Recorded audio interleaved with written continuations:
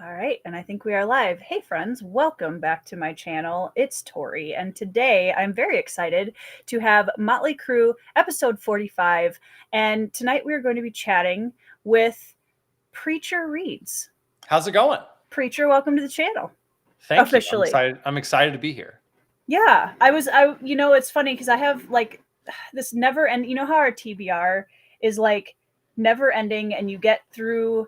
You're looking at the list, you're looking at your shelves, and you're like, "Oh my gosh, I can't believe I haven't read this book yet." Oh yeah, I all the feel time. like that with Motley Crue chats when I'm sitting here and I'm like, "There's so many booktubers that I would love to talk to," and some of them I'm like, "I can't believe I haven't actually talked to this person on my channel yet." Yeah, I feel that way about books, friends, Yeah. people in general. Yeah.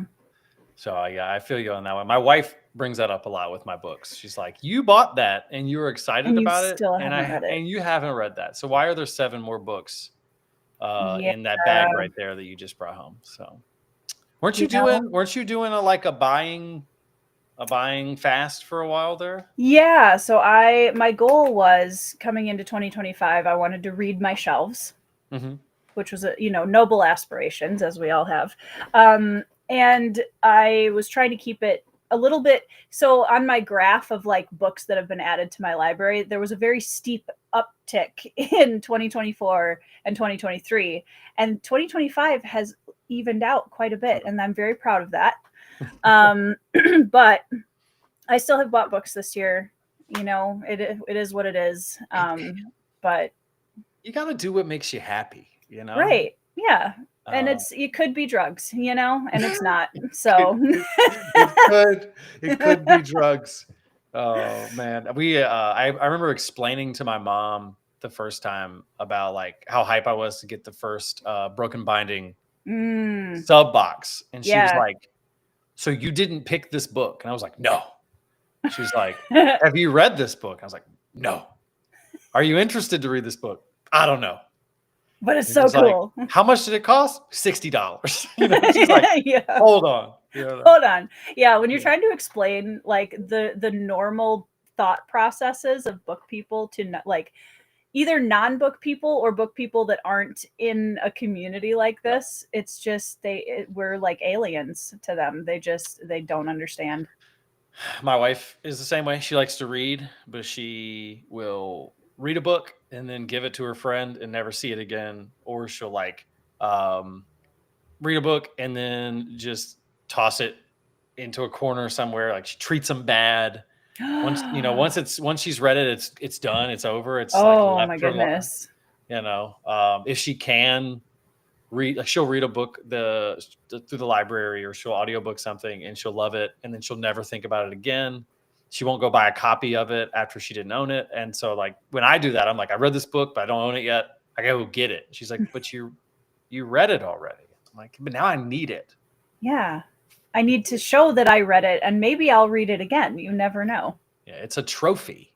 Exactly. Right? Yeah. It's like your trophy wall. Yeah. Are you a big rereader? No, I'm not, but Okay. I think that I think creating content is gonna make me more of one. Mm, Especially now that I'm more of a fantasy reader. I think one of the reasons why I'm not a huge rereader is like I was super into horror first, not a lot of series. And sure. so now that I'm reading series as they're ongoing, I find more need to reread. Yeah. I just reread The Will of the Many, and it was like better the second time. And so Yeah. that made me go like, am I missing something fun by like preparing myself for a reread? My next big reread will be Red Rising, Nice. to prepare for Red God, right? Yeah. Yeah, that's the first Yeah. time we mentioned Red Rising, by the way, guys. Everybody keep a counter. If you're keeping track. But Keep yeah, it. I have not historically been one. I think I could probably name less than 5 books that I've reread purposefully. Wow. So Okay. like Boy's Life, I've read 3 times. Sure. Because it's just that good. Well, I know you said that was your favorite. It is my favorite book. Favorite book of all time. Nice. A Monster Calls, I've read twice. Okay. If you've never read that, you need to read it. It's very quick. Yeah. It's probably the best fictional work that I've ever read that's centered around grief and loss. So like bring lots of Tissues. things to cry into for sure. Yeah. Yeah. And then like Will the Many, Harry Potter, the first one, just because I'm reading it with my daughter. And I am rereading the Cirque du Freak series that I read when I was like 13. Oh, sure. Yeah, I've So heard of that. yeah, that's like Nice. basically it. And the Bible, I guess. Yeah, that's fair. That's a good one. Yeah, I do reread quite a lot just because there are some moments, like I'm rereading Lies of Locke Lamora this month, and I am so pumped to read it. I'm so excited. And I can't remember, you have or have not read Lies I yet? have. You I have. have. Okay. It was the second fantasy series I ever read. So when I Really? was still a horror guy, Sure. my buddy Riggs, who's in the chat, that's Rigmarole. He got me onto the first series I read was First Law. He was like, "Hey, I know you're a horror guy. I would love to start talking to you about books. Like, I'm a big fantasy dude." And I was like, "But like, I only read horror." And he was like, "Try this one." And I read the entire trilogy of First Law like over like a week and a half while I was on Nice. vacation. And then he was like, "Here's Lies of Locke Lamora," and that was my second one. Nice. So, Nice. I've read the first two, and then I did soft DNF the third one. Yeah. There's a part in the third one where the plot shifts pretty hard and the setting shifts pretty hard. I just kind of like paused there and then never went back. Yeah. The third one, I think he was in a really tough spot while writing it. And I think you can tell from just the story felt a bit lost. I still think it has like some really good scenes in it, but it's nowhere near the level of the first two. And I hope that if and when he comes back to do Thorn of Emberlane, that he's had a lot of time to just kind of recharge that creative energy, and hopefully it'll be good. I remember him making a plot decision. I don't know if this happens to you, but like when I'm reading, sometimes an author will make a plot decision that kind of tells me that the next couple hundred pages, or at least for a while, is going to not include things I really like. Yep. And like the thing I loved the most about that series was not necessarily the action, but the movement of the two main characters as they did something. Right. And like the third book starts with a certain plot point that essentially means that's not going to happen for a hot minute. Right. And I was just like, I remember opening the book and being like, oh no. Oh no. I'm not going to get to the kind of stuff I like for like 200 pages. Right. If you've ever read The Dark Tower? DNF'd it. The first book. Okay. Stephen King does the same thing in Dark Tower 2. He makes a plot decision that I love that book as a whole, but he makes a plot decision that like essentially red flags that nothing is going to happen for 200 pages, right? Because you've got the main character has to get over this obstacle. Yeah. And I'm like, I don't want him to get over this obstacle. I want him to go shoot people. Right? Like, he's the gunslinger. So I felt that in the third book as well. I thought the second book was really good, besides the fact that I expected the whole book to be one thing, which is like the name of the book and the cover of the book, and then only like 40% of the book you're actually doing that there. Yeah. So which I think is a pretty common issue with it, but really enjoyed the first two books for sure. I'm looking forward to rereading that. Red Rising, I'm trying to think what book I've reread the most. White Fang is up there for sure. I don't know what that is. White Fang by Jack London. It's a classic about a wolf that goes through a lot of things. And it's kind of the story about, can you take the wild out of a wild creature? And like, what does that look like in a domesticated world? And it's one of my favorite books of all time. I've reread that over a dozen times easily. Oh, wow. Red Rising, the first book I'm on, I think this next one will be my 8th reread. So your 8th reread of the first book. Okay. When I say I'm a Red Rising super fan, I mean it. Right. That's impressive. I love it. It's a comfort read for me, which a lot of people think is I'm sure you get this as being a horror fan too. When I say something is a comfort read for me, people are like, how could that be? How is that a comfort read? Like, it's like, Red Rising, Dead House Gates, like great comfort reads. And people are like, okay. All right. I can only imagine how good my Red Rising reread is going to be, because in my Will of the Many reread, I was like excited about getting to certain moments in the book, and that made me even more like interested in reading other sections. Right. And so sections that the first time through I was a little not bored with, but like not as excited about, Now you became know where almost they're this like going. on ramp to like we're about to get Yeah. to the. And Red Rising is the definition of that for me, of Yeah. like chapter 19 in book 1, right? Like I can like rattle off chapters Yep. and be like, so I can't imagine in the reread kind It's of so that good. Yeah. feeling of like, oh, we're about to get to insert cool plot point here. So Right. I'm Well, and pretty excited for that. it also, like, as a character reader, which I know you Mhm. mentioned a few times in your videos, like, it you already have that familiarity with the characters. You already care about them and love them, and so it literally feels like walking into a room with a bunch of old friends. Mm. And it's just I live for that feeling. It's one of the reasons I love rereads, is because once I've found a set of characters that I love to that extent, I can't wait to go back and spend time with them again. Yeah. And the plot for me is like, I don't care that I already know what's going to happen, because it's still great. I don't care. Yeah. Well, and then like, even if it hasn't been that long since you've read it, like I feel like it has, even the plot for me has like a nostalgic grab. So like the Boy's Life for me is another really good example of Yeah. that. I reread it last year with some of my buddies who all hated it, by the way, and it literally hurt me. There was Oh, like 6 of us, and they were oh, like, that's rough. it was probably my bad. Like I don't think I prepped them well. Basically, everything we'd ever read together was fantasy. And then it Ah, was like, hey, we should read this, my favorite book. And then like we finished it, and they were all like, some of them even DNF'd it, and they were all like, that wasn't good. And I was just like, ooh. I don't know how to feel about this right now, because this is literally like, this book is life changing for me. You know, Yeah, that's like, tough. and they're all just like, kind of sucked. And I was just like, How, how dare you know? So then they didn't read it right. exactly. You know, That is so true. people See, are allowed to have wrong opinions, right? yeah. See, Riggs is in the chat. Boy's Life is bad. Sorry. He was one of the ones that read it with me. Oh Uh, no. I can't. I just can't with him when it comes to this. I get it. Magical realism is like not. It's not for Yeah, that's everybody. especially if you're not used to it. That can be a really tough Yeah. sell. It Yeah, rides that weird line between not being literary but being harder to read than like most fantasy books. there you Right. go. You've got some support. You've got some support in the chat. Yes. I'm in the majority, right? So at that point, I don't even really feel bad, because like most people love Boy's Life. They're the crazy Yeah. ones, right?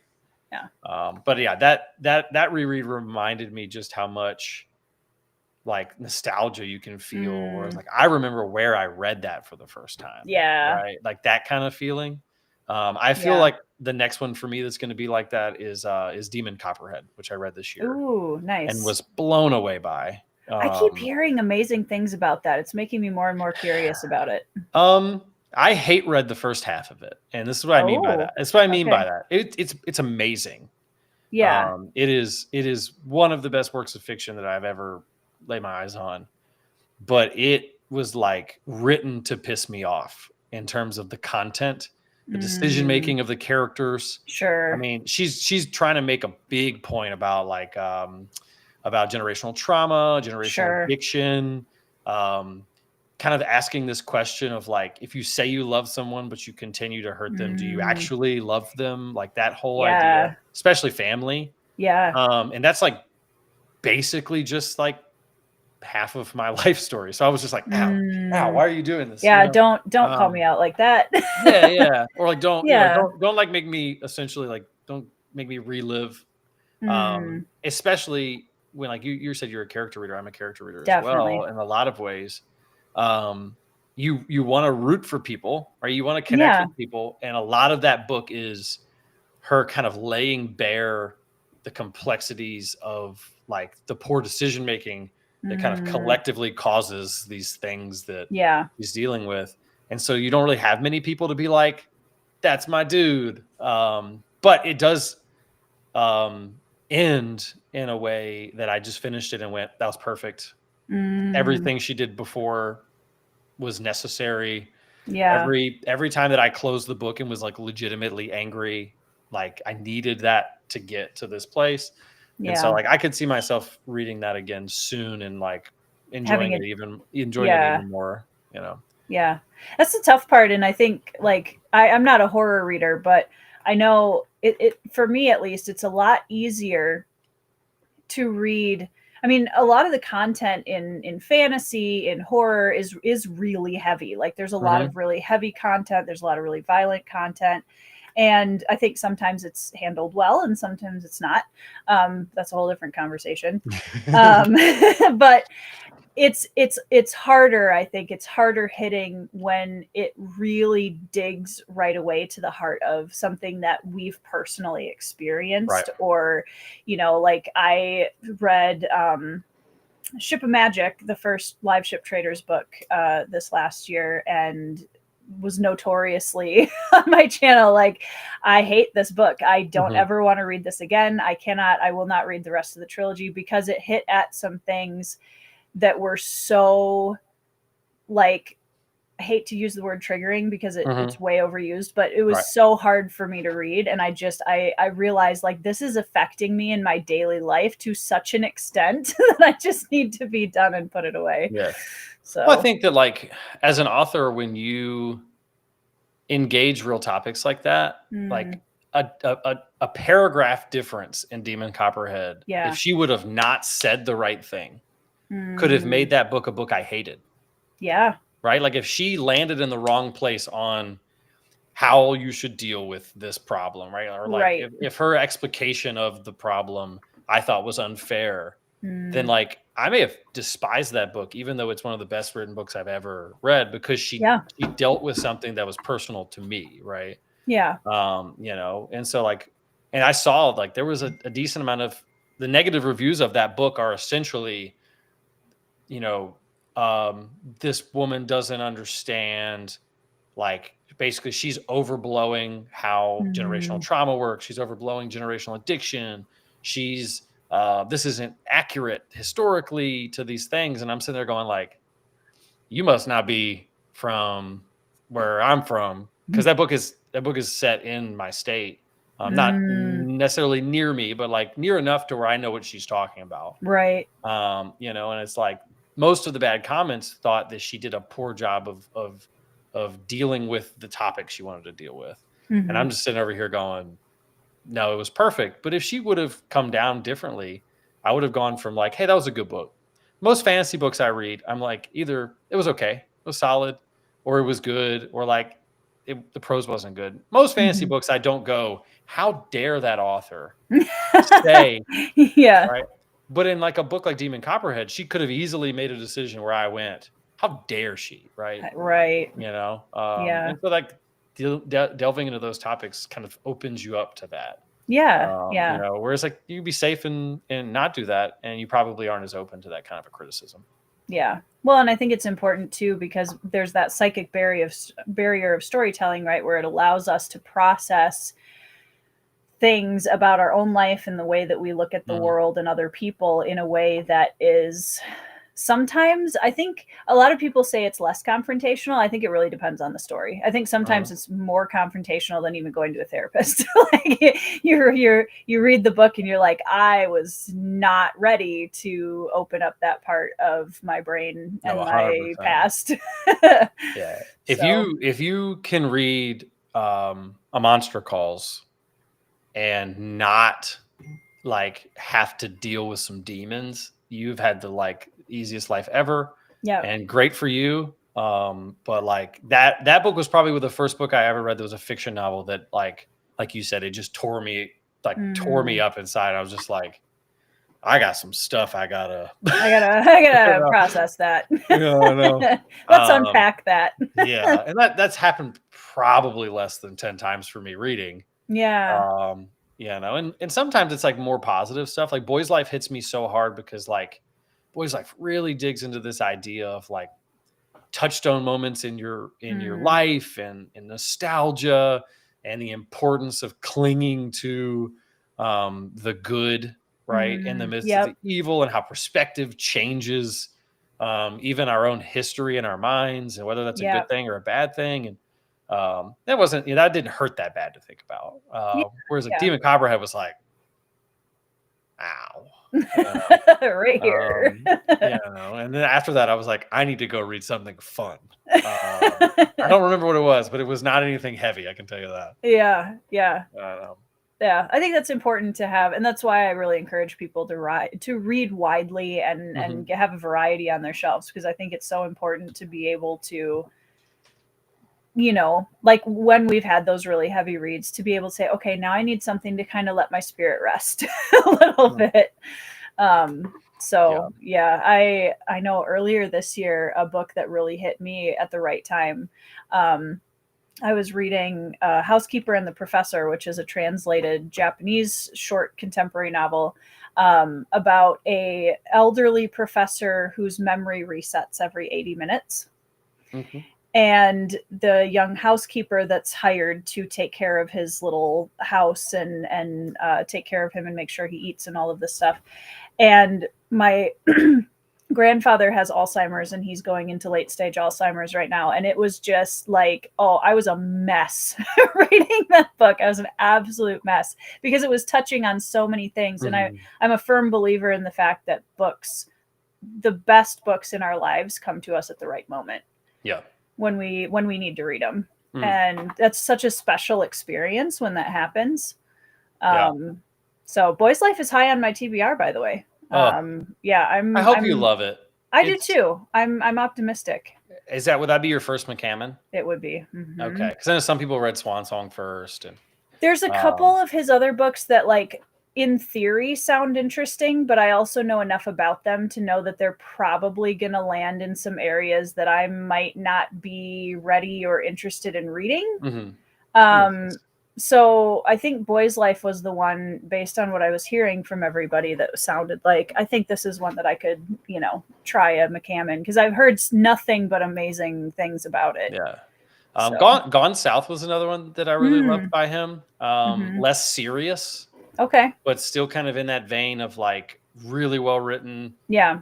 That really nice, like I said, that kind of like straddled line between beautiful but not necessarily literary fiction. Yeah. If you asked your English teacher if you could read it in high school, she probably would have been like, no. But like, Yeah. it's more literary than most of the stuff we're probably reading. Um, but it definitely didn't take itself as seriously. And that's one cool Yeah. thing I've seen about McCammon, and I haven't read a ton of his stuff, is that he's pretty wide ranging in terms Yeah. of That's like, what I've heard. he seems to just kind of write whatever he feels like writing in Yeah. that moment. But yeah, if you like coming of age at all, Oh, I mean, I think Boys Life yes. is the best coming of age. If you go watch my top 10 video, 6 of the 10 are coming of age, I just watched it this or afternoon. 7 maybe. Well, I And actually wrote that down on my list because I was like, that is an area where you and I yeah, overlap a lot in reading yeah. taste, because I love coming of age stories. I love them. That's hands down one of my favorite tropes too. We Love it. just watched me and my wife just watched the Something Wicked This Way Comes Oh, movie. okay. I don't know if you've ever seen the movie. I have not. Have you read the book? I have not. Oh, I know my husband has, I think. Pretty sure my okay. husband has. Will be another great coming of age. Yeah. Especially if you're in a literary mood. That one's much Mm, more literary than Boys Life. okay. I mean, it's definitely written in a much more dense way, but Yeah. gorgeous. The movie is a fever dream because it's like Mm, the book has a lot of weird stuff that happens. In the movie, instead of being like, "Hey, it's the late '80s, we don't have the money to do this," they're just why like, not? "Let's try it, right? Yeah. Let's just toss stuff at the wall and see if the CGI works or the costumes look good." And it's something. But my wife loved it, so Yeah. Somebody was wondering if this would come up. I'm guessing this is a peep from over on your side of the. that's my sister. Oh, hello. Yeah, that's my sister. Nice. She loved your book, by the way. I think Oh, she's thank actually read. you. I think she read Cold Silver for Souls recently as well too. So Oh, well, yeah, I'm so glad. I'm really yeah, glad that she enjoyed it. That's awesome. oh yeah. I did want to say hello to a few people because we just totally ignored the chat and started talking. So They're not that cool anyway. I'm kidding. I'm kidding. I have a massive dip in subscribers after this. Casey says hi. Hi, Casey. Zeely's here. You know, now that you say that, I'm not going to be able to unsee it. What is Quickly Down Under? Do I need to Google this real quick? Tom Selleck is a really famous Western actor, and Yeah, Quigley Down Under. Gosh, I'm trying to remember how long ago I saw that. Yeah, a couple of people have noticed that you aren't Tom Orange. I mean, I figured the red was close enough to orange. The mustache. I needed to make it clear. I didn't want to be. Did you dress up as Tom for Halloween? I didn't have any orange shirts. I should have done it. Oh, Also, you should have done it. definitely not strong enough. Oh man, I've lost track of the number of Gym Bros we have on BookTube. It's actually a surprisingly high number. It is. Yeah, it is. It's so weird though, because like I'm pretty into like YouTube content about like working out and stuff. And so I'm like on YouTube, and I knew that Jake from Nerd Level Rising, that's what he did, right? Yeah. And then he just shows up on a podcast of my favorite like PhD gym guy, and it's like, oh, cool. Jacob, whatever his last name is, right? And it has nothing to do with books, and it's not Nerd Level Rising, it's Jake. And I'm like, that's Jake. Yeah. Like texting him, I'm like, dude, like you got on the podcast with X guy? And he's like, yeah, I hang out with him all the time. I'm like, it was such a weird, like, to see him in a different world. Outside of, Yeah. It is definitely, it's going to be weird because I know we're going to be at Dragonsteel in December, which I'm super excited about. Nice. And getting to meet a bunch of people in person is going to be very weird because I haven't gotten to meet very many people. We just booked bowling lanes for Friday night before the Rockio Gala. Oh, nice. So like 13 of us are getting together to go bowling. Nice. And so that'll be interesting. Love it. Sure. And then obviously we'll see a ton of people at the gala. Oh yeah. And us Sun Eater fans, Yeah, I hope you guys have a good time. Brian wants us to repeat everything we've said for the last 26 minutes. Okay. Put a pin in that, Brian. Yeah. Read A Monster Calls. Yes. Read Boy's Life. Red Rising is goated. Yep. Something Wicked This Way Comes. There we go. Yeah, that's basically the gist of it. Also, your wife does not treat books very well. Don't even get me started. We're gonna have to have a conversation with her about that. It's bad. Those of us on BookTube. Yeah, it's bad. I think we're gonna have an intervention at Christmas when my sister comes down. Okay. Yeah, because she's worse than me in terms of how she takes care of her books, and sure, she built a library down in her basement, and then she built what it has a ladder, like the ladder that goes from left to right. It's so sick. That's awesome. Yeah, it's like the whole wall, and then she can get on a ladder and like that's go amazing. down it. Which I don't know if that's even necessary, but it looks so cool. It doesn't matter. That's the thing. Is it's like, do you need it? Probably not. Is it epic? Correct. Yeah. My problem is I'm tall enough to reach the top shelves, so like I don't. Again, she's a shorty, so she might need it. See that? There you go. Like there is a reason for that. Not that you would need one to have a library ladder, but hey, Mark, how's it going?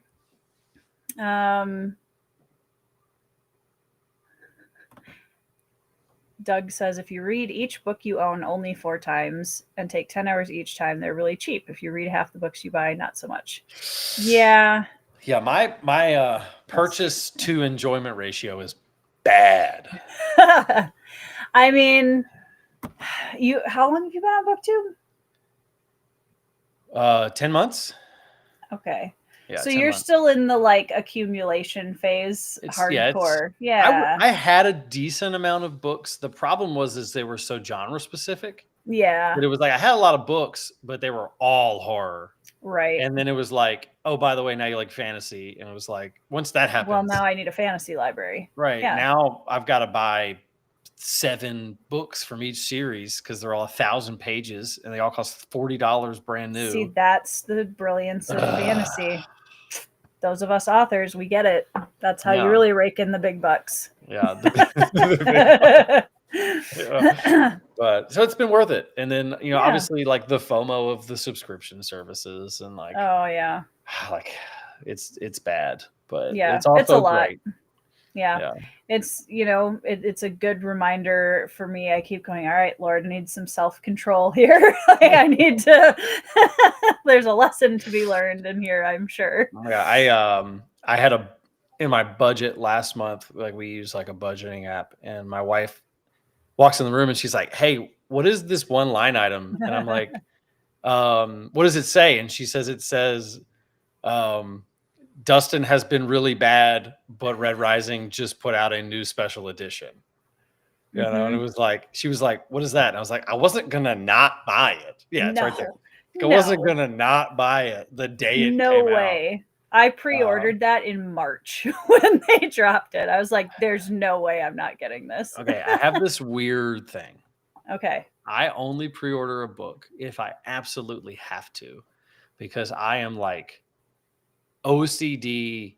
Like, again, it's like a nostalgia thing or like a repetition thing. I gotta drive to the bookstore and get it if I can. If there's Yeah, any chance that I can physically get it off the shelf, it's like it like adds to my like experience with that book. And I know it sounds sure. really dumb, No, I don't think so. right? But I could be like, I drove there the day it came out and I got it. Like, I remember I left work early, Were or you like, that person with video games too? yes. Yeah, that makes sense. It's just I am a repetition like Yeah, person, and so like there's a eh, routine there. Yeah, yeah. yeah, that makes And sense. also Amazon treats my books awful too often. So Yeah. that's a thing. So like the first copy of I think I bought the Bloodstones for my sister for Christmas, if I remember correctly. Oh, And I think I sent you a picture of this. The first copy I got from Amazon was covered in coffee. yeah, you did And send I me was like, that. why is this book covered in coffee? What? Who Like who how? who was How? drinking coffee around my book? And then they put it in the package, right? But thankfully, like their return / getting another Is service is like really very good. easy, right? Yeah. And Yeah. so the second one, good. I just got when I got Disquiet Gods came in, and it was like tacoed in half, and half the pages were like this. And I was just like, should have drove to the store and got it. Like, I should have figured out which Barnes and Noble had it in stock. You know, I had that problem with I bought the whole Sun Eater series prior to reading it, and my Ashes of Man copy, it was the same thing. Like, I think I ordered it, returned it, and ordered it like 3 times because I could not get a copy of it that was indeed. Well, part of the problem is they take the book, right, and they have this book that's like this big, and they put it in a box that's like this big with Right. nothing around it. Yeah. And then they just drop it out of a plane over your house and hope that it lands okay. Like, Yeah. The biggest problem I've had is if it's a book that's not big, instead of putting it on my front porch, they try to shove it in my mailbox. And so they yeah. shove it in my mailbox, and then that's when it bends. If it's on my front porch, usually it's fine, unless someone Yeah. drank coffee on it, like yours. Yeah. Think of all the things. I Yeah. remember that picture and being like, Yeah.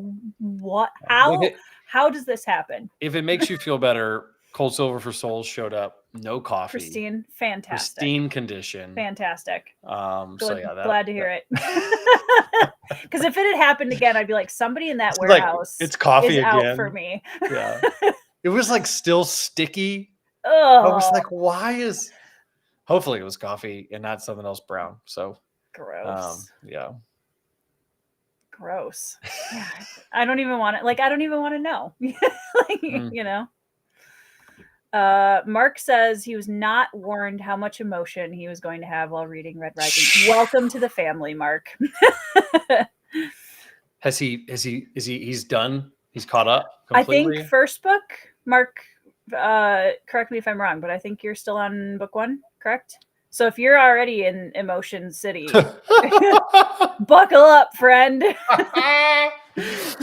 It's about to go down. For for 5 more books. Yeah. Hey, John. Man. We've got Chris here. Oh boy. The bearded book beast. He should shave to just the mustache as well. I think that would be nice. Yeah. Yeah. I think everybody going to the gala should just have a mustache. Talk about FOMO on BookTube, especially on Fantasy BookTube. I feel FOMO all the time because I don't have facial hair. And apparently that's a prerequisite for Fantasy BookTube that I didn't know when starting my channel. So I'm going to have to get like a crochet beard or something. That'd be a little weird, but it would be a little weird. It would make you unique. I would blend in. It would set you apart. Andrew's in the chat. Hey, Andrew. Speaking of which, I was going to mention this before I forget, because you said in one of your videos you really love it was the comments we were talking about before about faith in fantasy and fiction under your tier ranking video. And you mentioned that you really enjoy when an author like really digs into that. You talked about Ordinary Grace too, when an author really digs into the doubts and the nuance of faith and different people that kind of are, one person believes and one person doesn't within the same group or family. And right away I was like, oh, I gotta tell him to read Collation Saga, because Andrew writes faith in one of the most nuanced, world built, connected ways I've ever read. Nice. So I think you're really going to enjoy. I saw you had Deathless Beast on your wish list, so I wanted to make sure and bump it up your TBR a little bit. I do, yeah. We've had some good chats recently. He's in another Discord of mine that I have that is all Christian creators and authors and stuff. Which is like kind of focus more on talking theology and prayer requests and stuff. Just started a couple weeks last week. But we had some good talks, some good conversations today about theology and specifically, I think we talked a little bit about apologetics and how like some of the best apologetics guys on like Instagram and stuff aren't necessarily the smartest guys. They're like the intersection between smart and marketable, because the smartest ones can't have conversations with other people because they're too smart. And so you've got to like find that guy who's like smart and marketable. Yeah. Which like I've got decent experience with that, because like I'll read theologians for work stuff, and then I'll try to watch a video of them, and they're like, they can only write. They can't engage with other humans because their brains are on another level. So that was an interesting conversation to have. But there's a reason why Luther wrote the Bible in the language of the people. Like weird. But yeah, we that's been cool. So if there's anybody in the chat who is interested in something like that, for sure, that we have that you could like DM me, and that's been pretty cool. But yeah, well, I need to read his books. You do. I think you'll really appreciate the conversations he has about faith in them. But before I forget, because I didn't mention it at the beginning of the live stream, for everybody who's on now, or if you're watching the replay, hello team replay, go down in the description box below us. There is a link if you want to connect with Preacher on his channel, and he has all of his links and stuff over there. So make sure you go give him a subscribe and check out his content. Because I'm pretty sure I think you have links to... I do. So I've got my YouTube link. Well, you got the YouTube link. And then Instagram is probably the other one I use the most. Okay. I tried Threads. Ugh. What a waste of time. I'm currently trying X or Twitter or whatever. Yeah. Which I have a lot of experience with, because I have another Twitter account that's mostly like theology stuff. And that is like, Twitter's just not the same anymore in terms of algorithm, and like it's not. So I don't know how much more effort I'm going to put into that one, because I was like, oh, it'll be just like last time. I'll just talk to people and then people will see my stuff, and then it's definitely not happening. Right. So mostly just Instagram for like short-term content, for like quick reviews, graphics, stuff like that, and then the YouTube channel is all the long-form content. Nice. Yeah, I need to. One of my goals is to put more content on my Instagram channel this next year, because I feel like one of the things that's a bit tricky as a booktuber who is also an author is I feel like it's hard to wear both hats at the same time. And I think where YouTube really focuses on me as a reader, and I still use it to talk about my books occasionally, but it's primarily Tori the reader as opposed to Tori the writer. And I want to kind of make Instagram more of a writing space where I can just do like short form, like PSA to author kind of videos and like do that kind of stuff. So I'm looking forward to digging into that. Yeah, Instagram is interesting because I feel like it's the broadest place to create. So like I'll make like a 2-minute short that's about something and it'll pop off. And then like also like some of my graphics do well and some of like just pictures of books do well. Like I don't feel like I ever really have to curate my Instagram content. Right. It's like it seems to be the one that has the best algorithm towards just like people are going to see your stuff probably at this point. Whereas like YouTube's like, oh, you made a video about what? Nobody's seeing that, right? I still to this day joke about the video I've spent the most time on. I mean, I spent a lot of time on it, and it was like it was pitching some of my favorite books as video games. And then like who would develop the video game. And like, I mean, I went into it. I got like other people involved on their ideas and like nobody watched that video. Yeah. No one saw that video. Right. And I'm like, I spent more time on that video than probably 3 of my top 5 videos combined. Yep. The nature of the beast on YouTube. Whereas Instagram tends to feel a little bit more like the floor is higher for me, where it's like, even if I just snap a picture of a book and say, man, I'm really enjoying this. Like people are going to comment on it and people are going to talk about it. And like, it's going to get some engagement in terms of starting some conversations. Right. You know, and that's nice, you know? Yeah. Grifkin, I absolutely was not going to pass up the chance to throw on my the backwards hat. Dude. Absolutely. Yeah. I mean, I don't break it out on the channel as often as I would like to, but I do wear it a lot. So tonight I was like, well, what else am I going to wear? Honestly. Right. I think it's funny that that's become like a, like your beanie for you, the backwards hat for me, Tom's mustache. Yeah. Cause like, I did not think about like, well, I've got to have a look. I just always wear hats. I typically, this is something that might blow people away. I actually typically wear my hats forward. I only wear them backwards in the videos because the lighting is bad. If it shades your face too much. Yeah. So I found myself now wearing the hat backwards more often in real life as well. The gala is supposed to be like nice dress. So I'm thinking about like dressing nice and then still just throwing on the backwards hat. Absolutely. For funsies. You know, or I could go blonde mullet like Brian said, but I would say that for anybody. I'm not a mullet fan. My dad has a mullet, so I can't do that. I'm sorry. Oh boy. Yeah. Preacher's giving Top Gun pilot vibes. Nice. I like that. I'm good with it. You know what, Brian? I think you own the blonde mullet here on BookTube. I think we can safely give you that. I just love that Brian does whatever he wants on his channel. Yeah. It is the definition of like, I'm just going to do what I want. And it works so well. Some people take a while on BookTube to really like figure out their voice. You know, I was one of them. It took me forever. Brian like came out the gate and was like, you know what? I'm going to throw a wig on and have a disco ball in the background. Why not? I love that. Yeah. That's a fact. Say no to mullets. Come on. The clip-on tie to a t-shirt for the gala.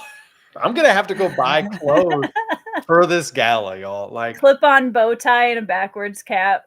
Yeah. Even though I'm a Southern Baptist pastor, I don't have a lot of nice clothes. We're a pretty chill church. Yeah. Like I wear like chinos and a polo to church on Sunday.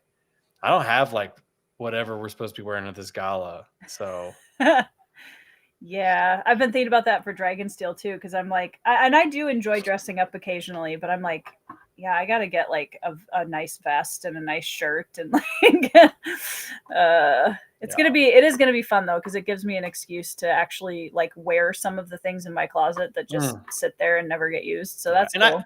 I thought about, okay, well, like, would it be easier to try to dress like Hadrian or something? And I was like, nope, You could do a cosplay, yeah. that's not happening.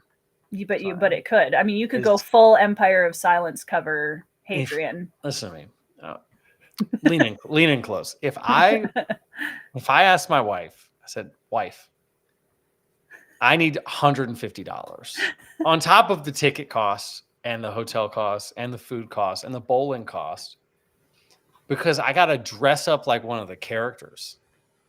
She would laugh me out of the room. See, you just got to get her hooked on the series. Not going to happen. I'm just saying, because then she's gonna be like, absolutely, let's do it. Yeah. I've been trying to like find stuff that I think she would like. She loves to read. Mm-hmm. I think Different probably genres. Yeah, she's a tough one to nail down. She's a big mood reader, so like at the beach, Sure. she just reads trashy beach books. Sure. Like not trashy as in like romance, but like just trashy as in like that it has to have a literal beach on the cover, right? Oh, And when that's she's very at the beach. specific. But I think like her favorite book this year is probably The Night Circus. She like loved The Night Circus. Okay. Like loved That's an acceptable choice. Yeah. That's a it's like decent I book. don't know what else is like that. So I got nothing. Oh boy. I'll think about that, because I have read The Night Circus and actually enjoyed it fairly well. That was a few years ago. So I'll have to think about. Do you think she would like Susanna Clark? I mean, Piranesi is going to Yeah, be in my top amazing. 10 next time I do a Yeah, top 10 video. it's an amazing book. I think she just had to be in the right mood for it. Sure. Yeah, she struggles with fantasy stuff because she says it takes too long for anything to happen. I mean, she's not always wrong. No. So, and then like she likes romance in her novels, but she doesn't want smut or anything near it. So like that's a hard thing to There's find. a beach and demon in white. There you go. We found so the true. answer. If I gave her Sun Eater, she would read 30 pages and be like, what did you just give me? Why? Who is this pretentious, like snobby? Also fair. I see Grifkin mentioned William Kent Kruger. Oh gosh. Yeah, we got to talk about him. Ordinary Grace. Whew. Pete's become known for his Tetris stack of books behind him in all of his videos. It's pretty impressive. If you've never seen it, it's pretty impressive. Yeah, if you don't have a thing, what are you doing? You gotta have a thing. You gotta have a thing. I actually, as Grifkin showed, in almost every live stream I do or every video that I show up in where I'm not wearing a beanie, and at first it was just the beanie and I wore a bandana and everybody flipped out and was like, excuse me, that's not a beanie. And then now everybody's used to me wearing the bandana and the beanie. So now it's like anything outside of that is like, that's not, who is this? Like, what are we doing? Why are we? I'm like, guys, I do have hair, and it's like I'm okay just having hair sometimes. It's not the end of the world. Yeah. But I do think it's funny. Yeah, the hat, especially forward. I can't tell you how many times I have seen a person from my church in real life. Again, like a lot of these people, I've been their pastor I've been at the church I'm at for 10 years. And like, I'll see them in real life and I'll be like, hey, and they will literally look at me like, who is this man? I don't know this person. I don't know this. It's just the hat. The hat is the only difference. And so I feel like if I didn't wear the hat for a video, my people would assume that I had been replaced. Yeah. They'd be like, who is this person that's not wearing a backwards hat? They probably don't even know we need to find preacher. He's clearly not okay because he's been kidnapped. Yeah. If I donate enough in super chats, will preacher shave my mustache? No, this thing. My daughter hates this thing. She talked about it for the last 2 hours before I got on this live stream, and so it is now going to stay even longer because I live to make her cringe. How old is she? She's 9. So like she's like, I'm embarrassed. That mustache is embarrassing, and I'm like, you just said the magic words. This mustache is never going away.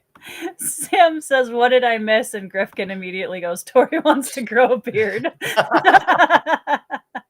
I love my audience so much. I like that. Britton says, "I have what is called a very messy faith." You know what? That's okay. I think most of us do. Yeah, I call like so like in my circles, right? Like there's a lot of like not just denominational titles, but a lot of like theological like frameworks that you can call yourself. Like I'm a this, and I'm a that. And one of the things that like I have really come to in the last couple of years is like I call myself a little bit of a theological mutt. Like I don't find myself fully in a lot of camps. Like I'm pastor at a Baptist church, but like there's some things there that I don't find myself fully in, and then and so like sometimes being messy is all right, you know. Yep, that is absolutely okay. I'm just making sure that I caught everybody. I think I got all the. ADHD reader says, "Preacher, I need to go full twirly musketeer in the next 2 weeks." I don't know how to explain this. My mustache, my beard hair, my mustache hair doesn't do that. Like it's like very wiry, finicky. Yeah, it's very wiry, and it just goes straight down. Like I can't even grow like a beard out. My beard just grows down and then just curls in on itself and then doesn't ever go out. So never going to have like a cool beard. It's never going to happen. Yeah. Sam, my opening page of Empire of the Vampire does not have that dumb quote in it. Or Empire of the Dawn. I don't know if you have I guess some of the copies of Empire of the Dawn has a weird quote about storming the gates of heaven and spitting on God's face or something. Yeah, that was mine doesn't have it. So interesting. This is what I was thinking. I know we mentioned Piranesi, but Jonathan Strange and Mr. Norrell was one that I thought of too when you mentioned Night Circus. Mm-hmm. It's I have not read that. It's a chonker, but what's the pacing like on it? I'm trying. My husband read it, and I'm trying to remember. It's not like super fast paced. Mm-hmm. Definitely, it's a little slower. Because she'll read some chonkers. If you're building 300 pages of world building before anything happens, like she's not, Yeah. She did like, oh my gosh, what's the name of those romantasy novels? She read like the first two, and then she looked at me in the middle of the third one, and she handed it to me and went, "Take that somewhere. That was nasty." She's like, "Take that somewhere. That was nasty," and then she never went back to him. Court of Thorns and Roses. That one. Yep. Yeah, she's like, I'm surprised she made it that far. To be honest, the first one she was like, eh. The second one she was like, I could get through that, and the third one she was like, take that and put it somewhere. I have a suspicion I probably know what scene she DNF'd it at too. Yeah. I've heard that the one that my sister's recommended. Yeah, I have too. I've heard that's good too. Not my jam. There you go. Dune is all beach, no ocean. You just need solid sand. Andrew, you're gonna have to tell me what are you talking about? My reaction to what? I think that was no, I don't remember. I don't remember either. Yeah, but yeah, we need to talk about William Kent Krueger because I just read Ordinary Grace. Have you read anything else by him? No, I have 2 more books on my shelf. Okay. I'm trying to remember which ones. It's the 2 that everyone says to read next. That is a lie. That is a lie. It's an amazing book.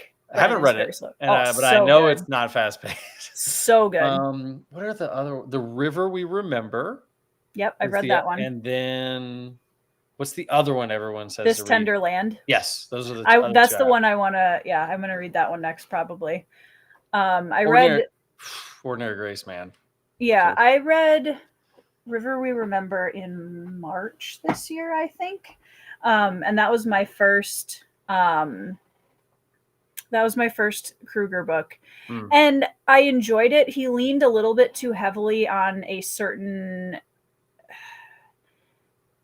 plot conflict that I typically don't like when it's overdone. Okay. And I'll leave it there for spoilers. Yeah. So I'll be very interested to hear your thoughts on that. This Tender Land, I think might be my favorite of the three, just based on what I know about it. Wow. I'm really hoping that I really love it as much as I think I'm going to. Because I think, The yeah, the it's so good. engagement with faith in regards to like how it functions within Mm, like a family dynamic, and yeah. especially as you begin to learn like why his wife feels the way she does about these things, Yep. um, just felt so real, Real. Yeah, I um, agree. in a way that was like I don't even I think that's just the best way to describe it. It felt like this is something that I would deal with as a pastor, that like if someone came to me, if a Mm. buddy of mine came to me and said, "Hey, this is what's like," that's how it would go down. That's how they would feel. That's how they would engage. Every plot point felt realistic based on everything that was built out of that. And then obviously just the scene that the title is from was I remember reading, I was at the beach at the Outer Banks. I remember like the moment I read that scene and just closing the book and like just kind of staring off into Mm. nowhere and being like, um, Yeah. like, and like for a book to do that to me takes a lot. Yeah. To the point where my wife was literally like, "Hey, are you good?" Are we I okay? wasn't even really crying. It was just more like that, like, whoa, The heavy catharsis. yeah, Yeah. Yeah. yeah. So Yep.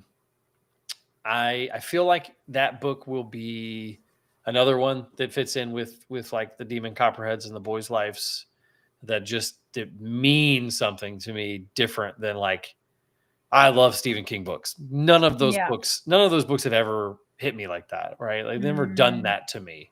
Mm-hmm. Even though he's probably my favorite author, right? I love the Red Rising series. There's nothing in the Red Rising series that's done that to me. I Um, do have a moment like that in Red Rising. I have some moments of what, Mm-hmm. um, and there's a definitely a character slash moment that impacted me as I thought more about it. In the moment, I was just like, "Holy crap!" Because that's like how Yeah. you feel the whole time you're reading Red Rising. But Mm-hmm. for Ordinary Grace, it was just this constant. Every page was like he's so on the target, Yeah. right? If I wanted somebody to engage critically but also fairly with faith, this is exactly what I would expect, Mm-hmm. exactly what I would want. Especially since you're getting so much of it from the viewpoint of the son, Mm-hmm. Who's watching loves his he parent, loves both of his parents. right? He's not naturally inclined towards faith, Yeah. but his dad is so genuine Mm-hmm. that you see the impact that has. Right. And as a pastor, one of the things we talk about a lot at my church is that like your calling as a Christian is to live in such a way that people begin to believe the gospel because you believe it. And when you believe it that way, you change and you Mm-hmm. live the type of life that would be conducive of what you say you believe. Right. And like that, the father just embodies that in that story. I Yeah. don't even know if William King Kruger's a Christian, I don't but know. the father embodies what it would look like for faith to actually engage with all the crap that happens in that book Right. in a faithful but real way. Right. Yep. Um, Totally you know, agree. so that really Yeah. did have a huge impact on me. And as a pastor, like it gave me some perspective on how families view ministry and how like Yep. how a wife may feel left out of moments, and how like you've got to make sure that like the ministry isn't everything, that Mm. your family is the first, your family are the first people that you're pastoring, right? Right. And then Right. your church 100% is the agree. second people that you're pastoring, and like that Yeah. was involved in this story as well, as Yep. well as just a good mystery, right? Yeah. Like it was just a good mystery book. Yeah. But yeah, I'm excited to read more of him. To be Yeah. honest with you, and again, this is my weirdness. I probably will not read him again until the next time I go to the beach. He will probably be someone that I Mm. read every time I go to the beach, the same time every year. Yeah. I tend to kind of do stuff like that a lot, right? Like, Yeah. I, It kind I of gives you milestones to look forward yeah, to. for Yeah, sure. definitely. Yeah, I totally agree. I think it was there were a few things that I didn't love as much as a lot of the people that I've heard talk about it, but I really appreciated the other thing that I think he's really good at, besides all of the things that you were just mentioning, which I completely agree with, um, is that the atmosphere Mm. that Kruger creates. I think, and I've said this before, in my opinion, as a reader and as an author, I think one of the hardest aspects of writing to get right is atmosphere. Mhm. Because you can write amazing plots, you can write amazing characters, but to have a person open a book and literally feel the environment Yeah. around them like a physical presence, if that makes sense, is really hard to do. And I don't find authors that do it really well that often. And I don't think it's a prerequisite for a 5-star read necessarily, but when it's done right, it's so powerful. And I think he's excellent at that. Um, and the um, the other thing that was kind of cool is I grew up and still live in rural Minnesota. Mm. So, like for me, all of this stuff, the towns he's talking about, the areas he's talking about, the kind of small town rural Minnesota politics, like all of that was so real Yeah.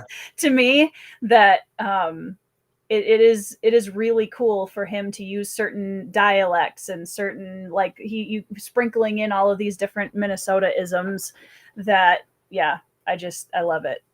Yeah, and I missed all of Great. those, of course, because I'm not Yeah. Minnesota in Minnesota Minnesotan. Minnesotan. Yeah. Gotcha. Well, Um, if you're really Minnesotan, you have to kind of ignore the fact that there's a T sound there oh, and just go Minnesotan. no, Sotin. Gotcha. Okay. Minnesotan. So Yeah. for the two people I know who are Minnesotans, that's how they'd say it. Got you. Yeah. Minnesotans. Yeah. Yeah. You kind of Prior to ignore knowing the y'all T. two, I didn't think people actually lived there. So We do. Yeah, we yeah, do carve out homes out of the ice occasionally. But, it does get pretty cold up here. yeah, yeah. Yeah. THX makes an interesting point that there's not really a defined way to write great faith. I think it's easier to talk about how not to, right? Yeah. Right? Like Oh, yeah. it's easier to point out like here's how you don't do it. But you're right. Hmm. When you do read, just like again, and I'm not asking authors to just be super pro Christian and when they write faith. Hmm. Like engage it critically all you Yeah. want. Yeah. I mean, Stephen King engages faith so well, and like he not a Christian. Like not anywhere near even claiming to be one. And like if you read The Stand though, like you don't read The Stand and go, man, Stephen King's like a Reddit tier atheist, right? You read The Stand and go, Hmm. Stephen King really wanted to understand what it would feel like to be in the type of a world where like there is concrete good and evil, Hmm. supernatural thing. Like he did it in a way that made me go, he might not believe what I believe, but he at least wanted to treat it with fairness. Hmm. And dig in a Um, little bit. yeah, and just dig Yeah. in. Yeah. Green Mile's the same way. If you've ever read The Green Mile by Stephen King, he digs in on some things, and he Mm. doesn't finish the book by doing what I call the Ted Decker. Have you ever read Ted Decker? Oh, yeah.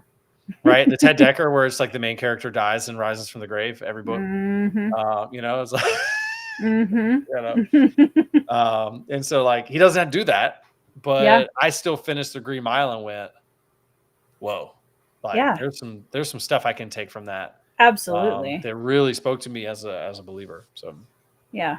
Yeah. Totally agree. The only Stephen King book that I've read all the way through is Doomakey at this point. can I highly recommend that you read The Green Mile? I've seen the film, and I know it's not the same. I know it's not the No, same. it's actually I know it's I like know it's yeah, really it's close. faithful, but Yeah, yeah, I probably will at some point. I wanted I DNF'd the Gunslinger.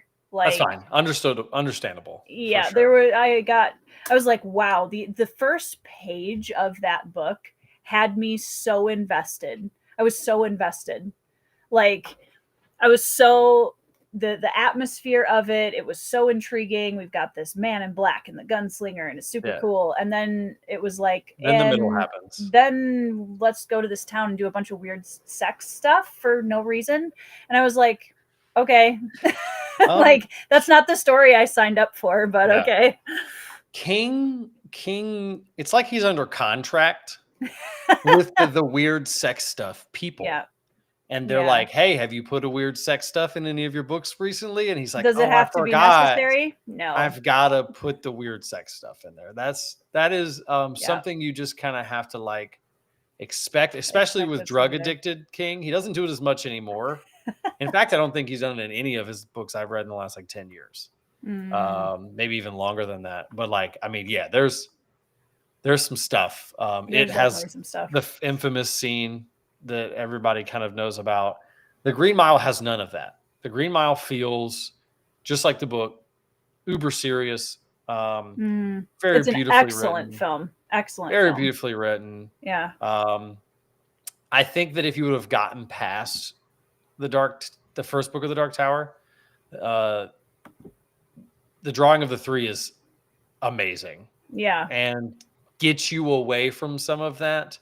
The only problem is he does it again in like book 6 again, where he does some weird stuff that you're like, why are we here? And again, it's just kind of part of a certain type of King. But there's enough. One of the things I like the most about Stephen King is there's enough of every different kind of thing he does that if you want to steer clear of something, you can still read like 15 books by him. Another one that I would highly recommend that is like definitely down your alley, has none of the weird stuff, is Joyland, which is super underappreciated by him because it was technically a cold case crimes book.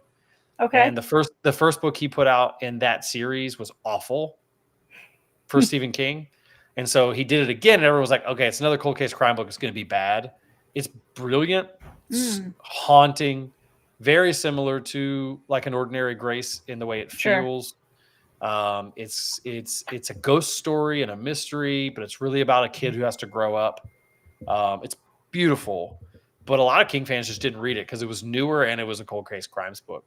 But that's one where you would read that and be like, this is the same author that wrote those parts of Gunslinger. You'd be surprised, I think. Yeah. Well, I mean, I really liked the Green Mile film. I was shocked how much I enjoyed Doomakey, honestly. I thought it was brilliant. I really liked it. There's some things in it that I was like, really? But for the most part, I was like, this is a brilliant book, and I was not expecting to enjoy it as much as I did. So if you are ever in the mood for existential awfulness, Revival is one of my favorite books by him as well. But you have to be in the right place, because it is dark, and he does not pull punches on that. If like The Stand and The Green Mile is his engagement with like the beauty of the world and the purpose of morality and goodness and faith and those things, the Revival is his examination of like, what if everything means nothing?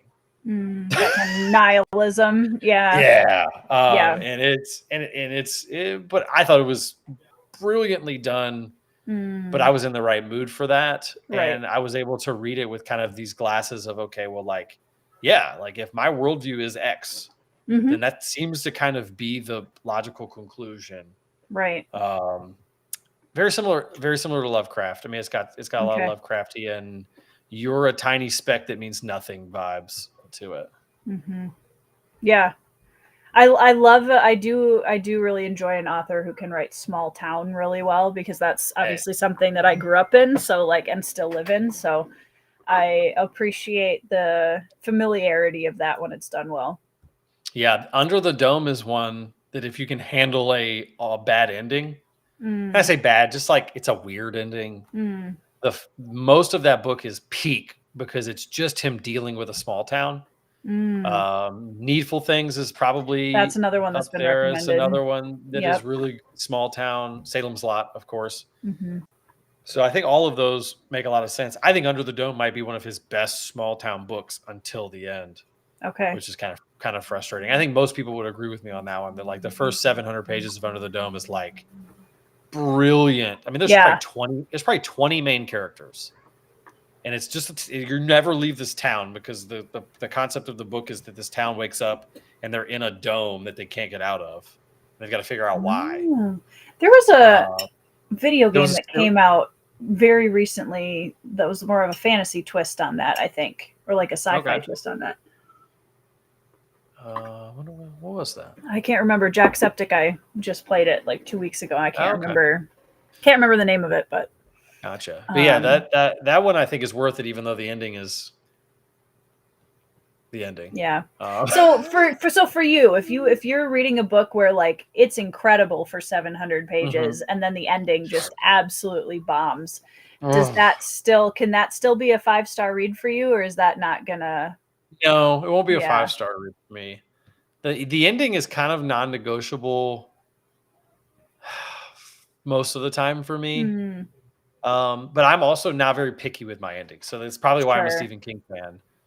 I like endings, and this is probably something that has been like nurtured into me because of Stephen King. I want my ending to feel like it flows from the narrative, even if the ending is bad, even if the ending is like unsatisfying. If I was set up for that, it's like Revivals, I think a good example of this. If I was set up for unsatisfying, and unsatisfying is the way that it should have ended, I'm good. That's a good ending. Yeah. Some people hate the ending of the Dark Tower series. I thought it was brilliant. Yeah. Because everything that happened prior to the ending set that up perfectly, and you should have known it was coming. Right. Like, yeah. King is the he's like the king of inevitability. He doesn't really want to like shock you. Yeah. He wants you to finish the book and go, of course it had to end that way. Yeah. And some people don't like that, right? Some people, I'll never forget, I did this to my mom, and this was really rude. My mom hates bad endings. She hates negative endings. She wants everything to like sunshine and rainbows. Yeah. And so I played a little trick on her, and I made her watch The Mist. I don't know if you've ever watched The Mist. I haven't. The ending of the Mist movie is different than the ending of the Mist story. Okay. But it is about the bleakest, worst, meanest ending you could ever do in a movie. And I'll never forget when we watched it together, and she finished it, and she looked at me and she was like, "You did that on purpose." like I wrote the ending. But yeah, like I think an ending needs to flow naturally from the work the author's done. And I don't care if that's a positive thing or a negative thing or somewhere in between. But like, just you can't give me something that I don't think follows. Right. And if I hated everything that was going before, like if I hate an ending that flows from the rest of the book, then I probably hated the rest of the book, and I probably didn't get to the ending anyway. And so if you've got me for 80% of the book, and then the ending is the natural consequence of that, I'm probably gonna like it because I stayed for the book. Right. I can rarely think of books where I was like, that ending sucked. Yeah. I have a few. I've heard like that's what's kept me away from and maybe this isn't fair. That's one of the things that's kept me away from the series that you have as the picture of this chat, the Babel series, right? Like I've been told the last book's awful. The picture of the chat. What's the Josiah Bancroft series? Yeah, our thumbnail background is actually Empire of Silence.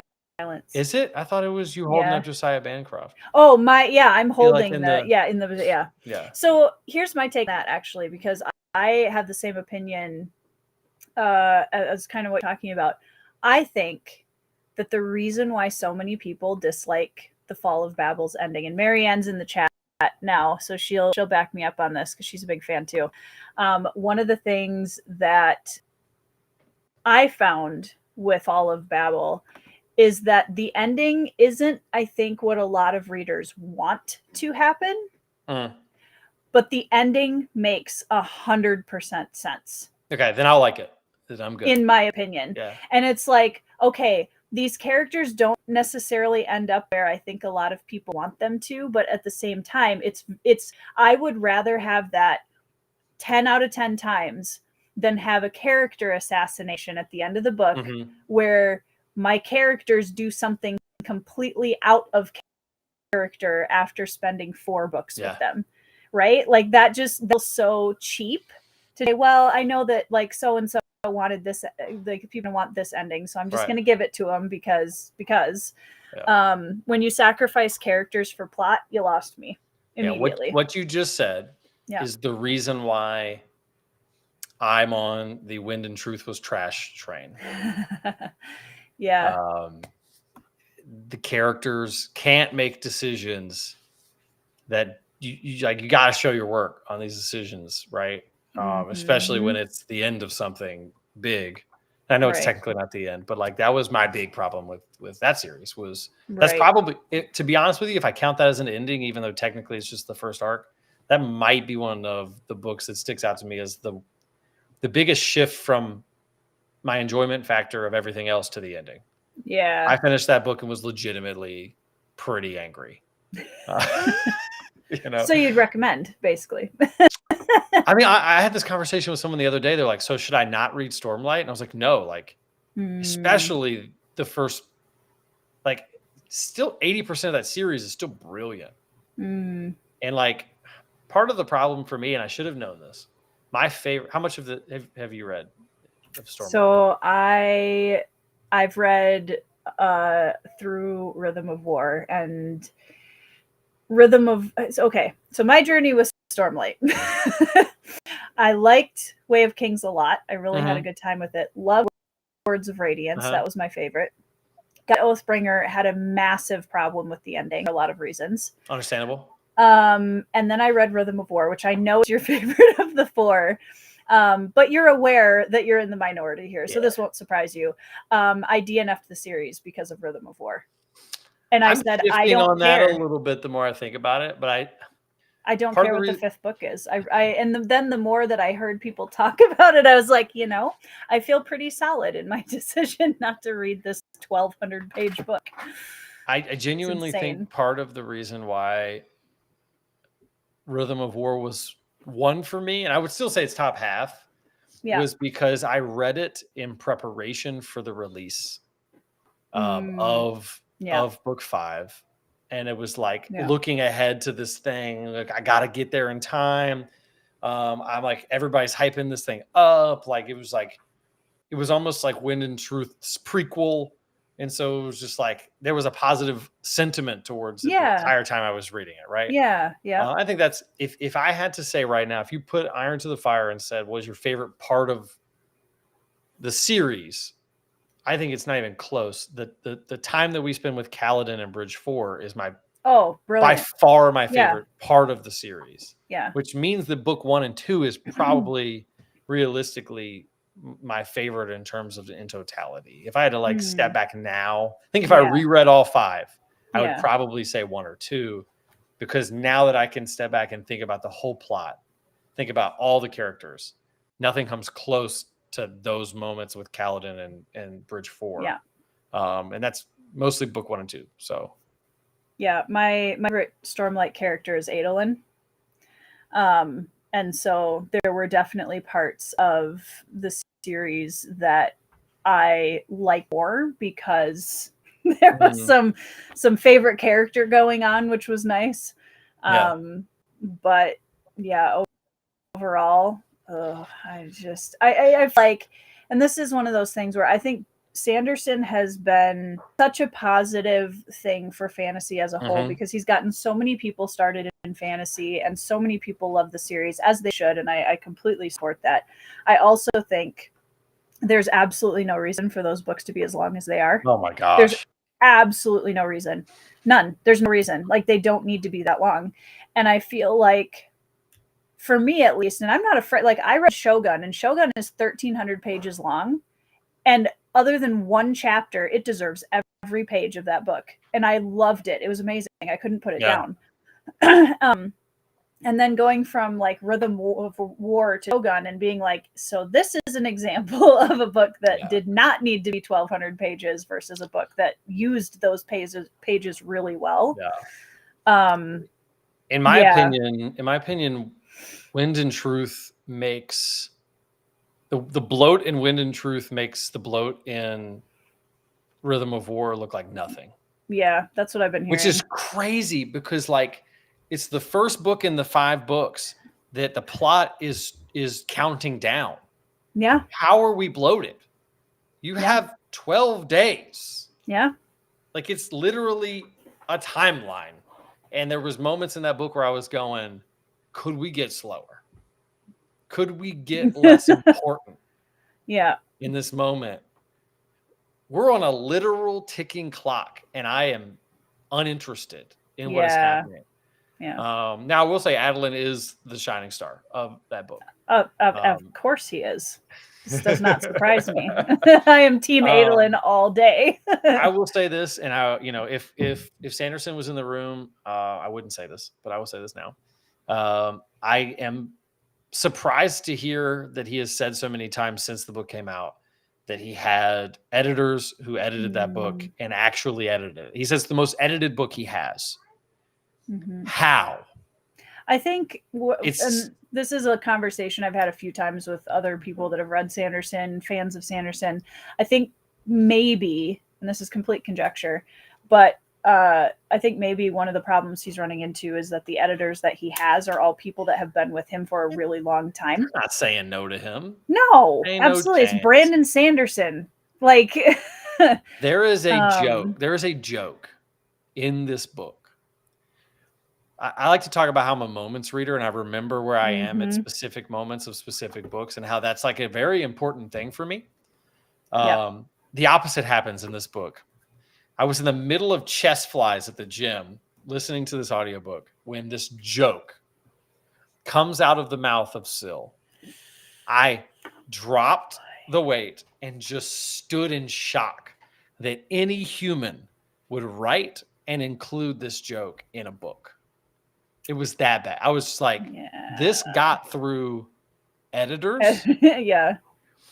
It got past Sanderson himself. Yeah.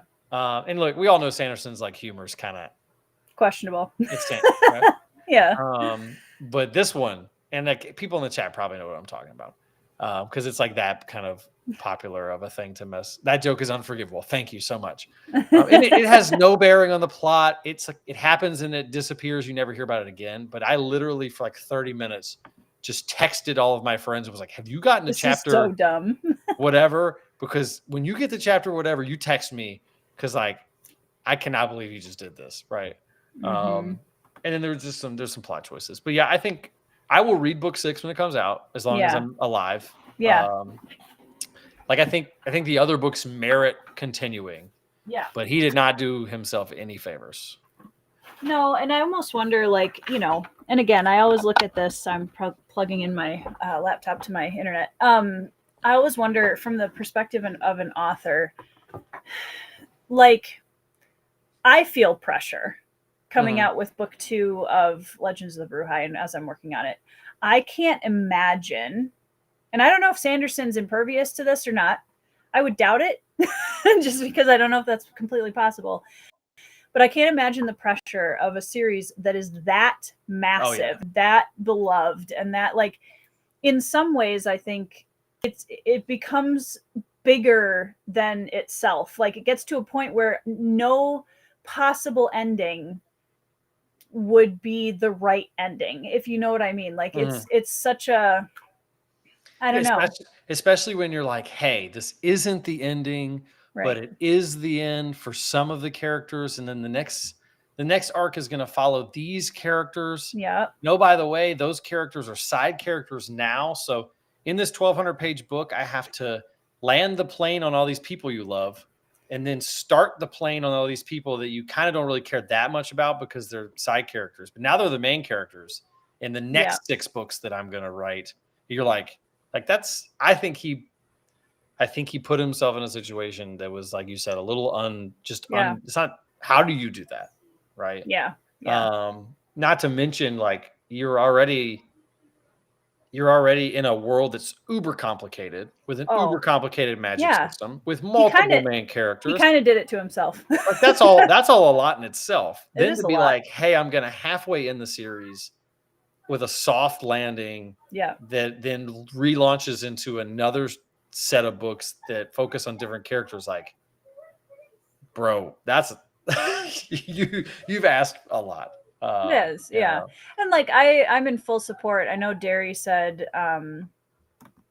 earlier, reader wants and expectations can do things the author never intended. It's totally honest. Yeah, and I do agree with, like, at the end of the day, Sanderson can do whatever he wants. Yeah. Like, it's his series. But I do think that, like, it becomes to some degree collaborative, especially when it's a series of that size. And I still think that the author's vision and the story they want to tell, that's the like final, like, you know, the buck stops there. But I think there's definitely a fine balance, because I know that, you know, I don't know if everybody is going to, I know not everybody's going to like the ending of Legends of the Brewhise trilogy. And I already know that going into writing it. However, that's the story I'm telling. And I know where it's going, and I know that ending in my head. I don't know if Sanderson has been like, this is the moment I was trying to get to this whole time. I'd be surprised. But it's about the journey, not the destination, you know? Yeah. Yeah, I walked into that one, didn't I? If you, on a side note, trust me, Pete, I promise I will get there. Oh boy, I got a lot of things to say about that character. I wish you would have read book 5, because there is a massive plot spoiler at the end of book 5 that I think is like, outside of all the other stuff that I've said, I think there's just a simple decision he made that is egregious. Ooh. Like an egregious decision. Ooh. That I just can't even begin to explain without just ruining the whole book. But on a side note, for anybody in the chat and for you that agrees with me and is correct that the best part of Stormlight is Kaladin and Bridge 4. Yeah. You need to read this book. I added that to my wish list so fast to read this when book. You were talking about it.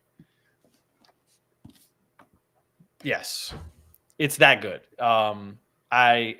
Andrew Givler is not in the shadows with a gun right now. It is it's that good. I felt awkward writing the review for this, and every time I've talked about it, because I feel like I'm glazing it so hard. But it's like, it's 100% just that good. And I was so shocked at how have you ever read a book like that where you just get a book, you know? Athon reached out to me because I'm buddies with a couple of those guys, and I was like, that book looks interesting. And he sent me a copy. And I was like, this could be a good one to read right before November, where I have the 3 most important books of the year. And now I'm sitting there going like, there's a solid chance that this is as good as The Strength of the Few. It was as good as The Will of the Many. Yeah. And so now I'm like, okay, my November has started with a unsuspected 5-star read. Love that. And then Disquiet Gods, which was basically perfect for me. Like, I think this will probably end up being better than the Kristoff book I'm reading right now. But like, everyone needs to read this book. If I had to pitch it, it's The Will of the Many meets Kaladin Bridge 4. Nice. But it's a progression fantasy that does not gamify the progression at all. The progression is built into the world so well that you don't even really realize that's what's happening. Yeah. Until someone's like, hey, it's a progression fantasy. And you're like, it is a progression. It's not gamified. It's not, there's no levels. There's no talking about numbers. There's none of that.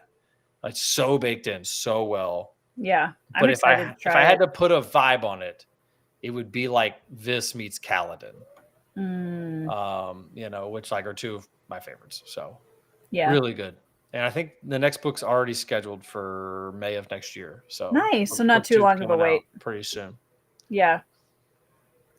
I'm seeing some commentary about, I definitely think Sanderson was also feeling the pressure of a release schedule and is like, he's done for a while now, which is fair. if I had a traditional publishing release schedule, I would probably also be churning out crap.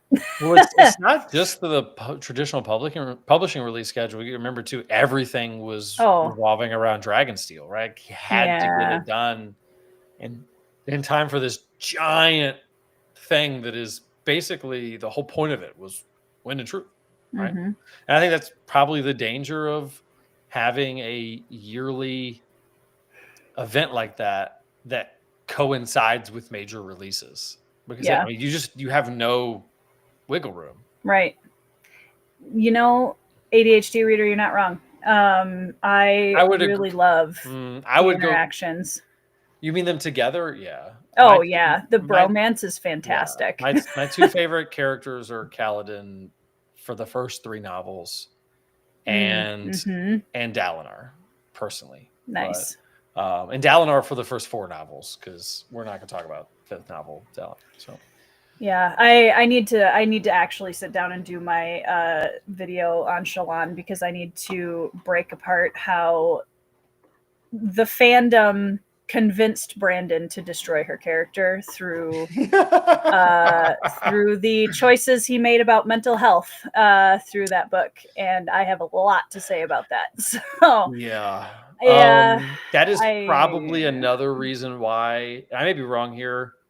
It's probably another reason why you'd hate book 5.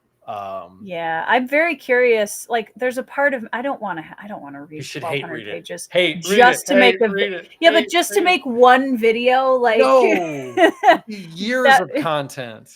Well, I mean that I could jump into the algorithm stream a little bit and be like, "Hey guys, I'm talking about Sanderson again." I'll put it this way: for good or for bad, he spends a ton of time on mental health in book 5. Yeah. And it's not Shallan. Yeah, well, I mean, he did in Rhythm of War too, and I think he bombed a lot of that in Rhythm of War also, personally. Mm-hmm. But I don't know. I'll probably end up just reading a summary or something because I don't. If you do, my life is too short. If you do, please let me know so that I can just yell about one specific decision. Yeah, definitely. All I'll say to the chat that has read it, not about that decision, but about the other thing, is therapist. They know exactly what I'm talking about. Just therapist. Well, you've sold somebody, and it's on mine too. I actually have it in my Amazon cart right now. I love it. It's really that good. The audiobook's very good too if you're an audiobook person. Have you read Bloodsong by Anthony Ryan? No. Because the only Anthony Ryan I have on the shelf is the Norse one. Oh, Tide of Black Steel? Yeah. If you like coming of age novels, don't even. So I'm literally reading the 3rd book right now. Nice. In Raven's Shadow. I don't necessarily think you have to continue with 2 and 3. Mm-hmm. They're fine. I have some issues with them. Bloodsong, in my opinion, is one of the best standalone coming of age military fantasy novels I've read. Period. So like if you love a good coming of age with some like military Motley Crue found family vibes, his writing is also really, really good. I want to say that I had that one kind of on the TBR, and that who hated it? Oh, I have no idea. Somebody in our space probably hated it. I don't remember who it was, though. Yeah, I can't remember who it was either. And it was like, it's funny because it's like it's just one person, right? One person disliked it. Was it Elliot? Might have been Elliot Brooks. I'm not sure. I don't remember. Either way, one person disliked it and kind of soured me on it because of the way they described the things they didn't like. But I gotta just get over that and read it for sure. Part of the problem is like with fantasy for me, I'm catching up so hardcore. I feel There's that, like I'm like trying to catch up on these series that are important while also trying to stay with all the new stuff so that I don't have to catch up on that stuff. So like I feel like I'm doing a pretty good job of balancing, of being on the new stuff to the detriment of catching up on some of the older stuff. See, I just read whatever I feel like. I'm getting there. I've been mood reading a lot more lately. That's awesome. Good for you. Before spooky season, I had this like, I'm going to read 5 books from new horror authors and 5 books from my favorite horror authors over September and October. And Yeah. I made a list. I had graphics. Yeah. Nice. Your boy read 4 of those 10 books. Love it. But I read some bangers, and most of them were still horror. But I was just like, I don't really feel like reading that right now. I'm going to read Boys in the Valley by Fracassi, which was awesome. Wasn't on the list. Yeah, why not? I'm going to read this thing over here. Like this was not on the list until the day it showed up on my door, and it's probably tied for my favorite book of the year.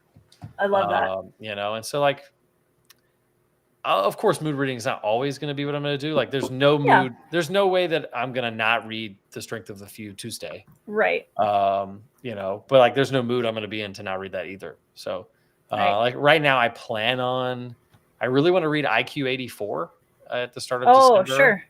But like, if I'm not in the mood, if I'm not in the mood for that, I'm not going to try to force that because that's too weird to try. That's a specific headspace. Yeah. I have the new Mark Danielewski book that just came out. Okay. That's also on the plans, but it is 1,300 pages about 2 men who are trying to save a horse.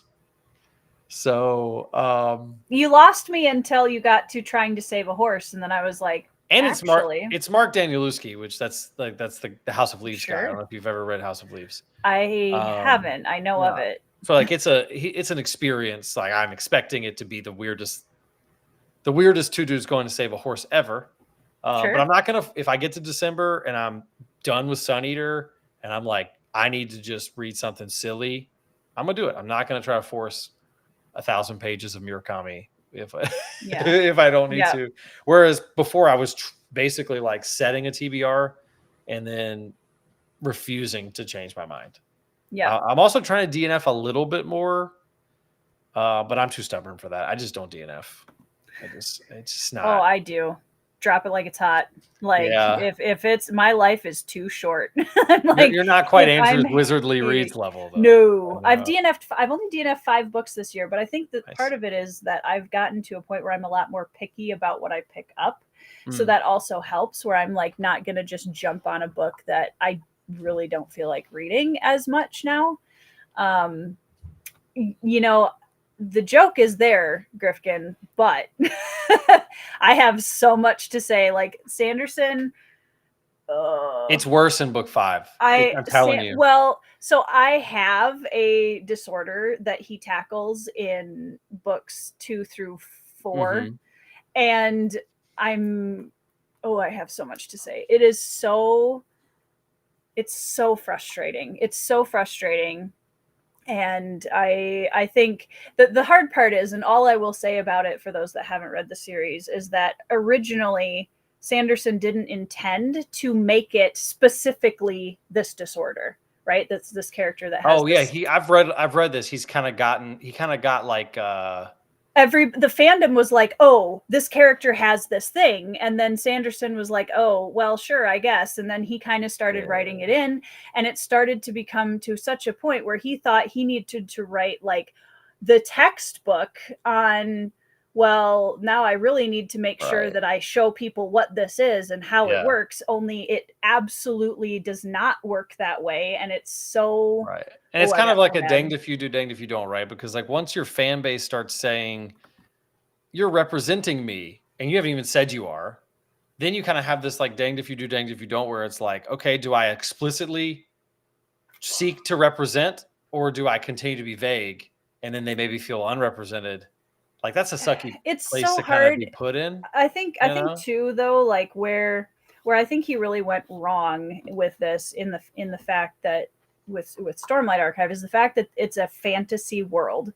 So he's trying too hard, I think, to bring specific real world elements in to appease his audience. And to me, that was where he went wrong, because the way that he wrote it, he was putting such an emphasis on this is the disorder that this character has. And then the way that he handled it, I was so mad. I was like, this is making me, I wrote him a letter. Actually, I mean, I was like, dude, don't, just stop. Like my favorite book, and very few people have read it, and even a lot of Sanderson fans don't even know that it exists. Is my favorite Sanderson novel is actually, or Sanderson work is actually Legion: The Many Lives of Stephen Leeds. And this is about a man who has something like a real world disorder, but it's never like super specific. Yeah. And it's not, that's not the point, right? Like it's digging into the diagnosis isn't really the point of the story. And I found that one way more relatable and well written than anything in Stormlight Archive by far. Yeah. So like what you're saying, he kind of does with that in books 2, 3, and 4. He does that to the same degree with Kaladin in book 5. Yeah, I saw it coming when I got to 4. Yeah, book 5 is let me in my opinion, book 5 is let me tell you how depression works. It was not the vibe. I just feel like there's so many, like I've read so many books that handle that topic incredibly well. And I feel like this really heavy-handed, let me take you by the hand and walk you through that's not how to do it. That really isn't the way to go about it. Yeah. If you want to see It's trying too hard. Yeah. If you want to see a perfect, but I think you make a point though with like that we have to, as fans, recognize that like when a series goes on for that long and you have somebody who's as connected in as Sanderson, you can actually impact how they approach writing things. And like they're listening to feedback, and they're, like Stephen King wasn't listening to feedback about addiction and depression when he wrote The Shining, right? Like he just wrote it. Yep. And so like for better or for worse, you just got what he was trying to do. Whereas I think with Sanderson, you might be right. I think people were like, oh my gosh, Kaladin is my character because he represents a person who has because he's emo sad boy. Yeah. Right. And then Sanderson's sitting at the typewriter like, oh crap. Now I've got to sufficiently represent and help these people. And it's like, is that like your job? Right? You need to write your character. That's what you need to do. Because if you stay true to the character and you don't start making your character an empty-headed vessel for a point or a plot, people will feel seen. And if you're handling heavy topics responsibly doesn't mean that you have to spell every little thing out. It doesn't mean that you have to give people the answers. It doesn't mean that you have to, spell it out for people like this is about this, right? Like, I mean, it's interesting because sometimes like within the same character, I've seen this with my characters. I've had this experience with characters in a ton of books I've read. 2 different people with 2 different life experiences or struggles or mental illnesses or whatever it might be are going to come in and see themselves to a degree in the same character, whether that character is exactly like them or not. Yeah. And I think that's the thing, is you create characters that are well-rounded enough that they can make a lot of different people feel seen. And I just, I don't know. I have lots of, this is my soapbox. Since, you always do the soapbox thing, I'm here. I like it. I like it. Sounds like you need to be on the next episode of Book Street Boys. Anytime. I will rant. I will rant about Sun Eater just for you. Oh, come on. Oh. Okay. Hear me out. Okay. All right. Hear me out.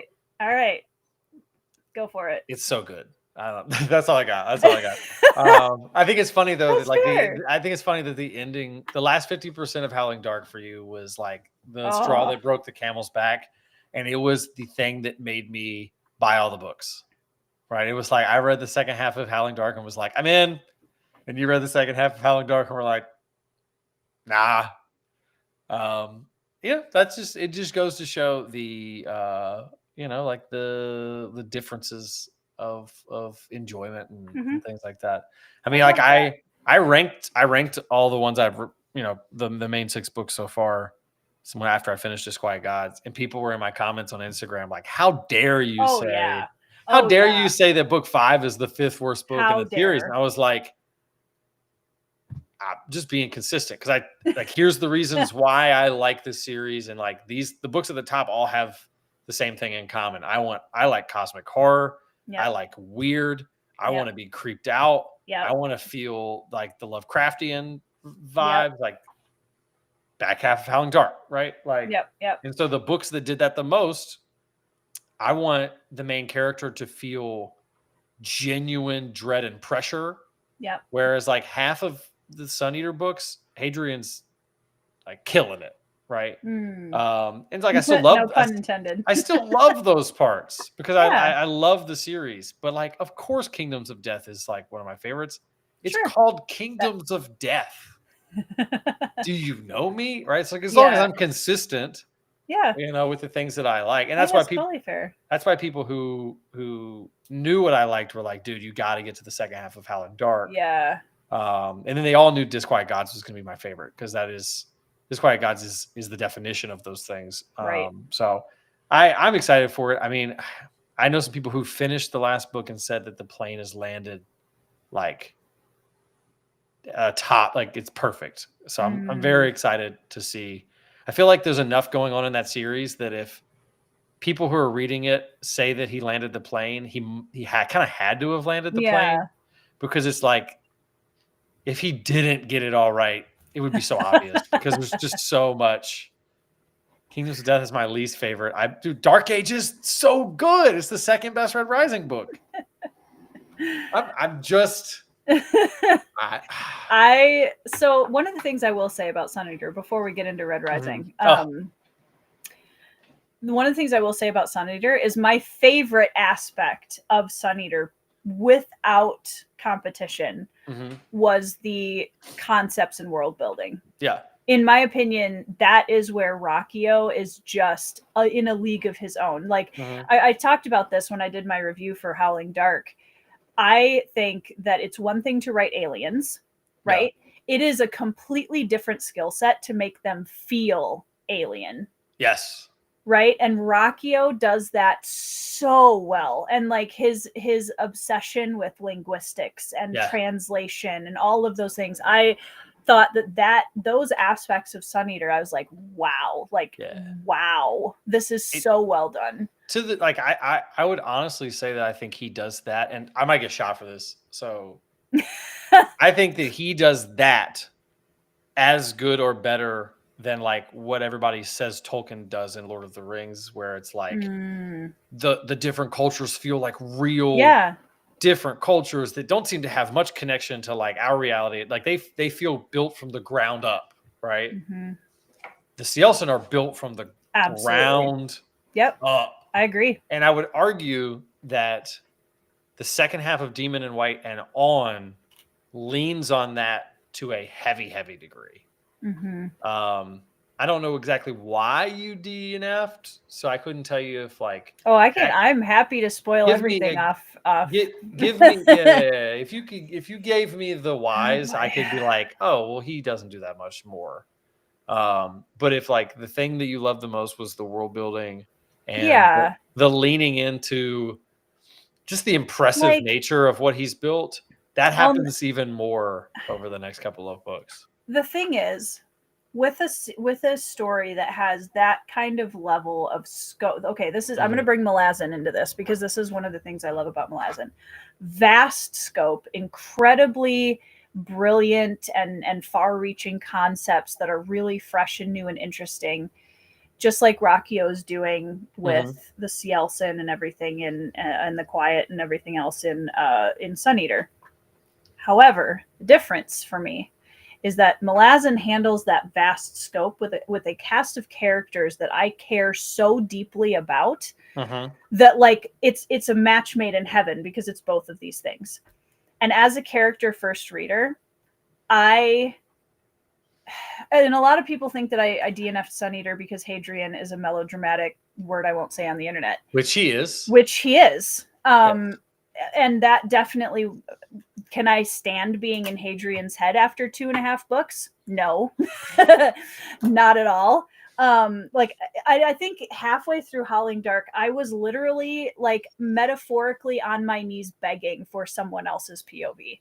I was like, please, this would be so much more interesting in literally anyone else's POV. Like, get me out of Hadrian's head. I don't want to be here anymore. I'm so sick of this man. And what really got me, I think, was the character assassinations that happened over and over again in Howling Dark. And I just was like, dude, this is plot over character, and I will die on that hill. I will die on that hill. I understand. Yeah. This is probably something you've been told, and it's going to sound like a cop out. All right. It's If 100%. you say it was intentional, I swear. No, listen. All right, so partially. All right.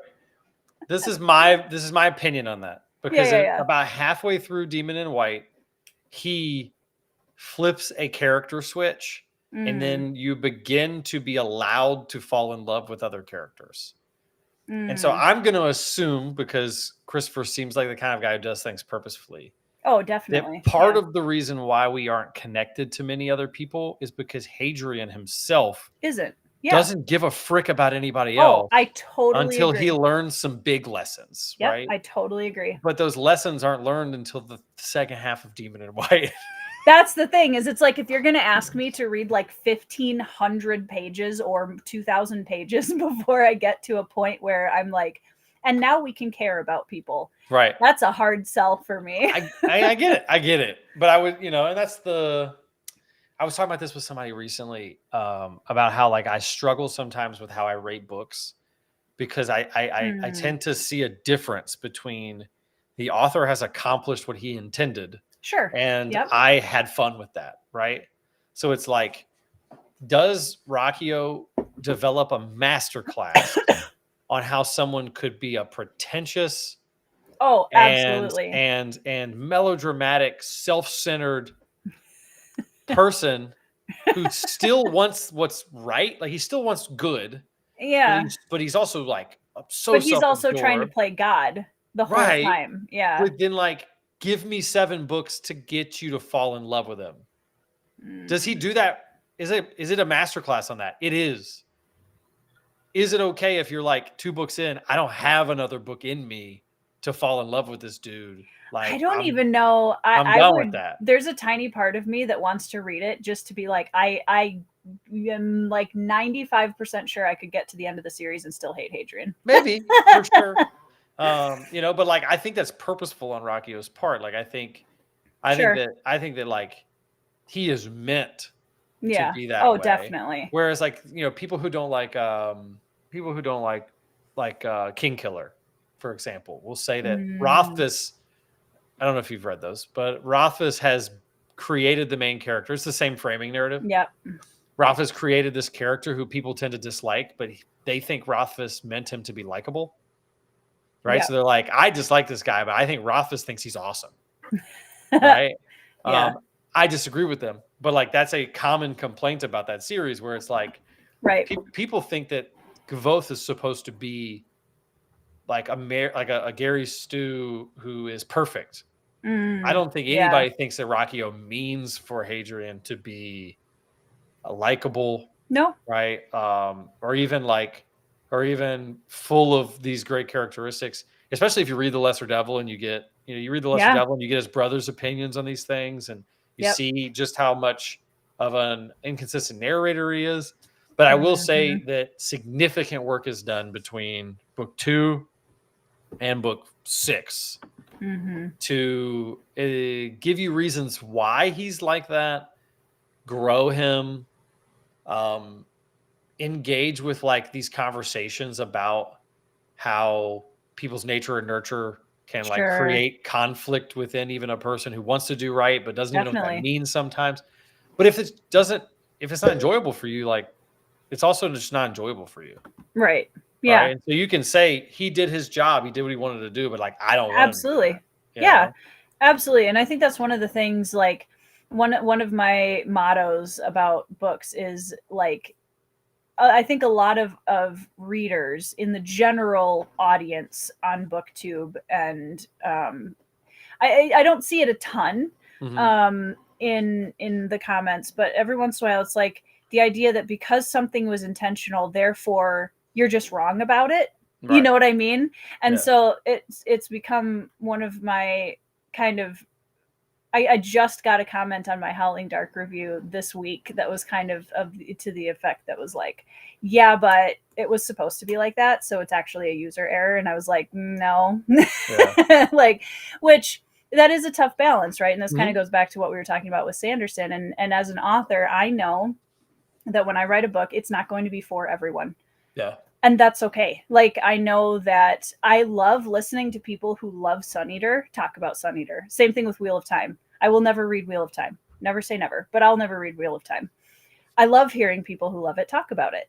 Yeah. Right. And so to me, it's like, I may not enjoy it, but I still love hearing people who are really passionate about it talk about why. Because I Yeah. think that that's really interesting, and it gives me a different kind of perspective outside of my own experience. Yeah. And it's, I mean, that at the end of the day, I think like our job is people who are both rating and reviewing books, but also Mm, just talking about how we enjoy books. Like I try my best to do both. I try my best to yeah. like intentionally have some time where I'm talking about like the author was trying to Right. accomplish this. Yep. And did they do it or not? Good job. Yeah, exactly. The like, did I enjoy that on a personal level? Mm-mm. A good example for me would be like, I still go back and forth on this. I can't decide. Okay. Like I read the first Gene Wolfe Shadow of the Torturer, Oh, right? yeah. Masterclass, Mm-hmm. and probably the most well executed thing I've ever read in terms of what it seems like Gene Wolfe was trying to do. Right. I will never even give a second glance to someone who reads that and says they hated it. Because Mm, like it's very easily hateable if that's not what you want. sure. Right? Like, gosh, it was confusing, Yeah. kind of boring, not a lot of good characters, right? But like you step back and you go, but what was Gene Wolfe trying to do? Right. Exactly what he did. And if you want that, then it's probably the best book you've ever read, right? Yeah. If you don't want that, you're probably like, why do people read this book? A good dumb example of this would be I had someone the other day tell me they didn't like Red Rising, right? And I Sure. was like, you don't Yeah. like Red Rising? Sure. What's wrong with you? Like, why are you a bad person, right? Like, we're just going into that. Just kidding. But they were like, this was one of their points. And I thought it was so interesting because it's something I've never even like considered as a negative. He goes, Pierce Brown never even explained to me how the grab boots work. Who cares? Right. Like, but he wanted a hard sci-fi. Right. He wanted to know how. If you want a hard sci-fi and you go into Red Rising, it doesn't surprise me that didn't even explain how the razors work. I'm like, I don't care. Yeah. They, That's why I get in trouble for saying this. I am a big advocate for the fact that Red Rising is sci-fantasy with a really heavy lean toward fantasy. Because if you look at the story that's being told, it is very fantasy similar, right? It's a very similar type of story. It's a very the magic system, quote unquote. It's almost more of a magic system than a sci-fi system. Yeah. And he's not trying to do that, right? And that's fine, but at the end of the day, like I never picked up Red Rising because I wanted to consider future technology. It was never the reason I picked that book up, right? At no point in that series am I like, you know what my favorite part of this series was? It was when I got explained how hyperdrives work. Like it's not right. Don't care. Don't care. Right? I need that hyperdrive to work so that Darrow can go murder people. Right? Like, and it's funny because I think one of the things about that series that solidified for me that I am a character reader, but I'm also a moments reader in the sense that I need those. I need those concrete moments. I love that you brought that up because being a moments reader is so relatable. I'm like I don't necessarily remember where I was, but I can tell you the emotional beats that really stayed with me in any book that I've read that I loved, like that. I couldn't explain the whole plot, but I can tell you the moments. Yeah. Yeah. Well, and I think ADHD reader is actually the person who said the stuff to me about the grab boots and stuff, but maybe I can't exactly remember. But I think for Red Rising, for me, it's like I can overlook whether or not book 2 explained this piece well, given the fact that it was a first person narrative. You know what I'm talking about with the common book 2 problem, right? Mm-hmm. I didn't pay attention to that Yeah. because I was like, holy crap, this just happened. And then holy crap, that just happened. And then like, so when I was getting other people to read these books and they started reading them and they were texting me the same exact moments that I was texting my friend who told me to read Red Rising, right? I got to chapter 19, I got to the passage and I read it. And then I texted my friend and went, holy crap, I just got to the passage. And then I told someone else to read Red Rising. And then they texted me when that passage happened. And then it's just become this like thing, right? Yeah. And like Red Rising is just full of those moments. Yeah.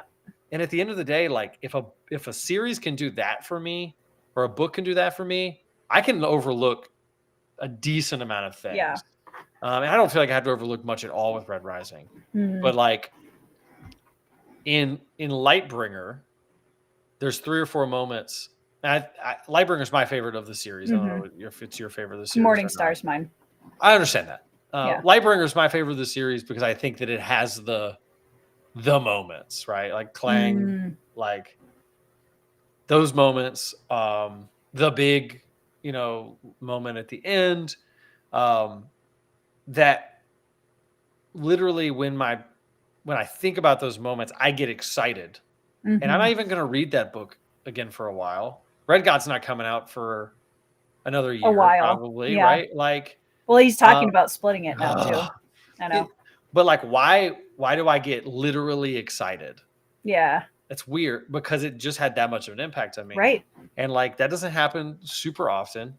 And so like, I can overlook some lack of character motivation, or I can overlook that like the first book is basically Hunger Games for 200 pages. Like at the end of the day, I just don't care because it was just that enjoyable for me. And it's created. I'm going to be shooting a video tomorrow morning that'll be up on the channel. And it's kind of a response video to 2 different creators who talked about why everyone reads the same books. And one of the videos is a little negative. And the other video was much more, in my opinion, like fair. The second video was Kronk the Book Guy. And it was like 14 reasons why everyone reads the same books. And 2 of his reasons were FOMO and loneliness. Sure. And my jumping off point for that in the video that I'm going to put out tomorrow, long story short, is that like that's a good thing that you should lean into if that's what makes you enjoy books. If reading the same books as everyone else is what causes you to enjoy books, read the same books as everyone else. Right. And it's not a bad thing. It's not something that should be like, you shouldn't be looked down on because you only read what your favorite content creator tells you to read. If somebody says, I only read what Tori tells me to read, and that is what causes them to enjoy reading. Yeah. Cool. Yeah. We do not have an epidemic of people not finding new books. In fact, we're probably in the greatest era we've ever been in of like, there is something for literally everyone. Of content creators. And this is part of what I'm going to do in the video is talk about content creators who are doing that well. So like, hey, if you're somebody who just always feels like you're hearing the same 10 books and you want to hear different books, go listen to Samwise talk about some random book from 1991 that nobody has ever read. Yeah. Right? Because he's doing it. Yeah. And he's reading them. And now everybody's like getting into these books that listens to Sam because Sam is so into these books. Like I just bought 3 books from, oh my gosh, what's the guy's name? Lawhead. Oh, Stephen Lawhead. Yeah. Sure. I didn't know who that guy was until Sam said something. No one's reading that right now. Yep. I'm going to read it because Sam's talking about it. So like, we don't have a epidemic of people not talking about cool new stuff, especially with like self-pub, right? Yeah. So like, I think it's almost this manufactured problem of like, everybody's talking about the same books. If that's what makes people like books, great. Yeah. I read Catabasis this year, and it was a 5-star read for me. And I'm going to be completely honest with you. If I didn't read it with 5 other people and we didn't talk about like every chapter in the Discord together, I might have thought it was a 3-star book. Now, I don't have evidence for that because I didn't read it alone, but I read it with a bunch of people and we constantly talked about it. Yeah. And we walked through it together and we were engaging on it, and it made my experience so good that it probably colored my review of the book, if I'm being Yeah. completely Yeah. honest I with think you. that's absolutely fair.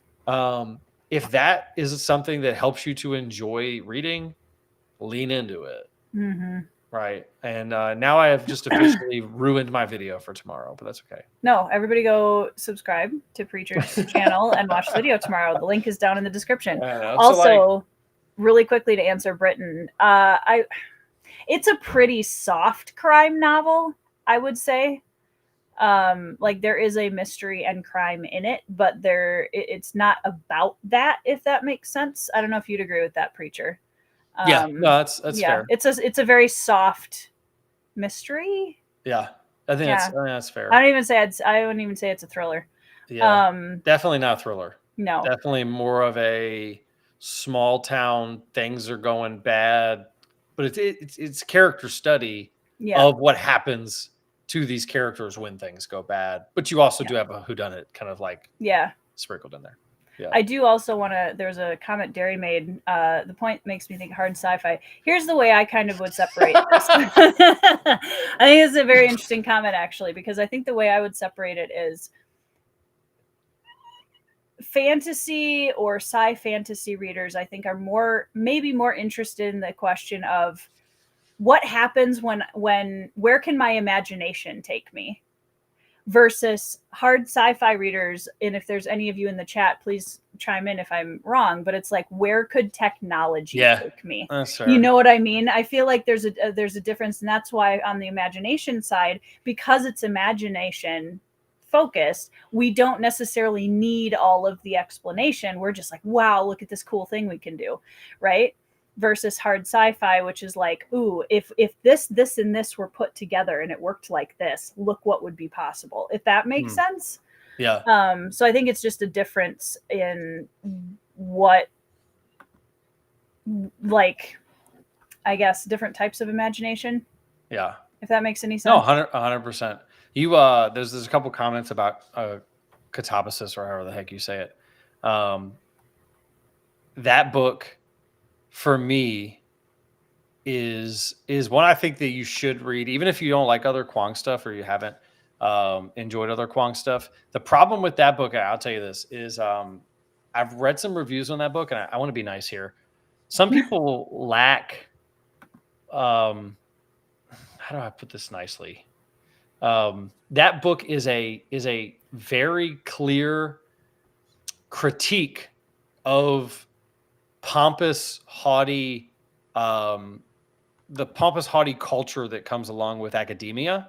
And in order to do that, the main character is a pompous, haughty academic, because like, how are you gonna? We're having a conversation about this. And then people are in the reviews like, I hated this book. The character was unlikable, and R.F. Kuang is pompous and haughty and an academic. And I'm like, it was obvious to me as I was reading this book that she was subverting that. Yeah. By creating a character who consistently did stupid stuff because she thought she was smarter than everyone in the room. But then some people are like reviewing the book going, all this is R.F. Kuang showing off her academic knowledge. And I'm like, that wasn't the point. And like, it drives me crazy sometimes when I see those things, because it's like, at the end of the day, how you read a book is valid. And like, to some degree, R.F. Kuang maybe could have done a better job of making it clear that she was critiquing these things and not lifting them up. But like, at some point, you also have to be able to say that like a review is wrong. Right? Like, where's that line where someone's perspective of the book, it can be so bad that it's no longer the author's fault that they didn't get their point across. It's the reader's fault for like not having reading comprehension. It's just an interesting thing to think of. Like, imagine someone read The Bloodstones and they were like, I think this book is about how I've heard it all. You know, and you're like, hold on. Yeah. That's the opposite of I actually had somebody who did that with Phased, where they left a comment, I think, I can't remember where, on one of the selling platforms. and it was like they really hated this certain thing that happened at the ending. Mhm. And I was like, that literally doesn't happen. You're like, The craziest thing, they still gave me a 5-star review, but they were like, I hated the ending. 5 stars, hated the ending because this, and this, and I hate this. And I was like, but that didn't actually, like, that doesn't happen. Like, what? Yeah. Well, Yeah, it's wild. gotta be difficult as an author to like, because like to use Catabasis as an example again, like I got within the first 5 pages that the main character was supposed to be the foil by which she critiques this thing, right? Like it was obvious she was not the knight in shining armor. She was actually an idiot. But some people read it and went, this character is RF Kuang. And Yeah, you got to be really careful with that. And she's flexing her academic muscles. Because like in this story, the main character goes to hell to get back her professor who died. Right. And it's like Dante's Inferno. And sure, she is an academic who has studied these things. And so she's constantly referring to all of the different mythos around hell. But 90% of the time, she's wrong. Yeah.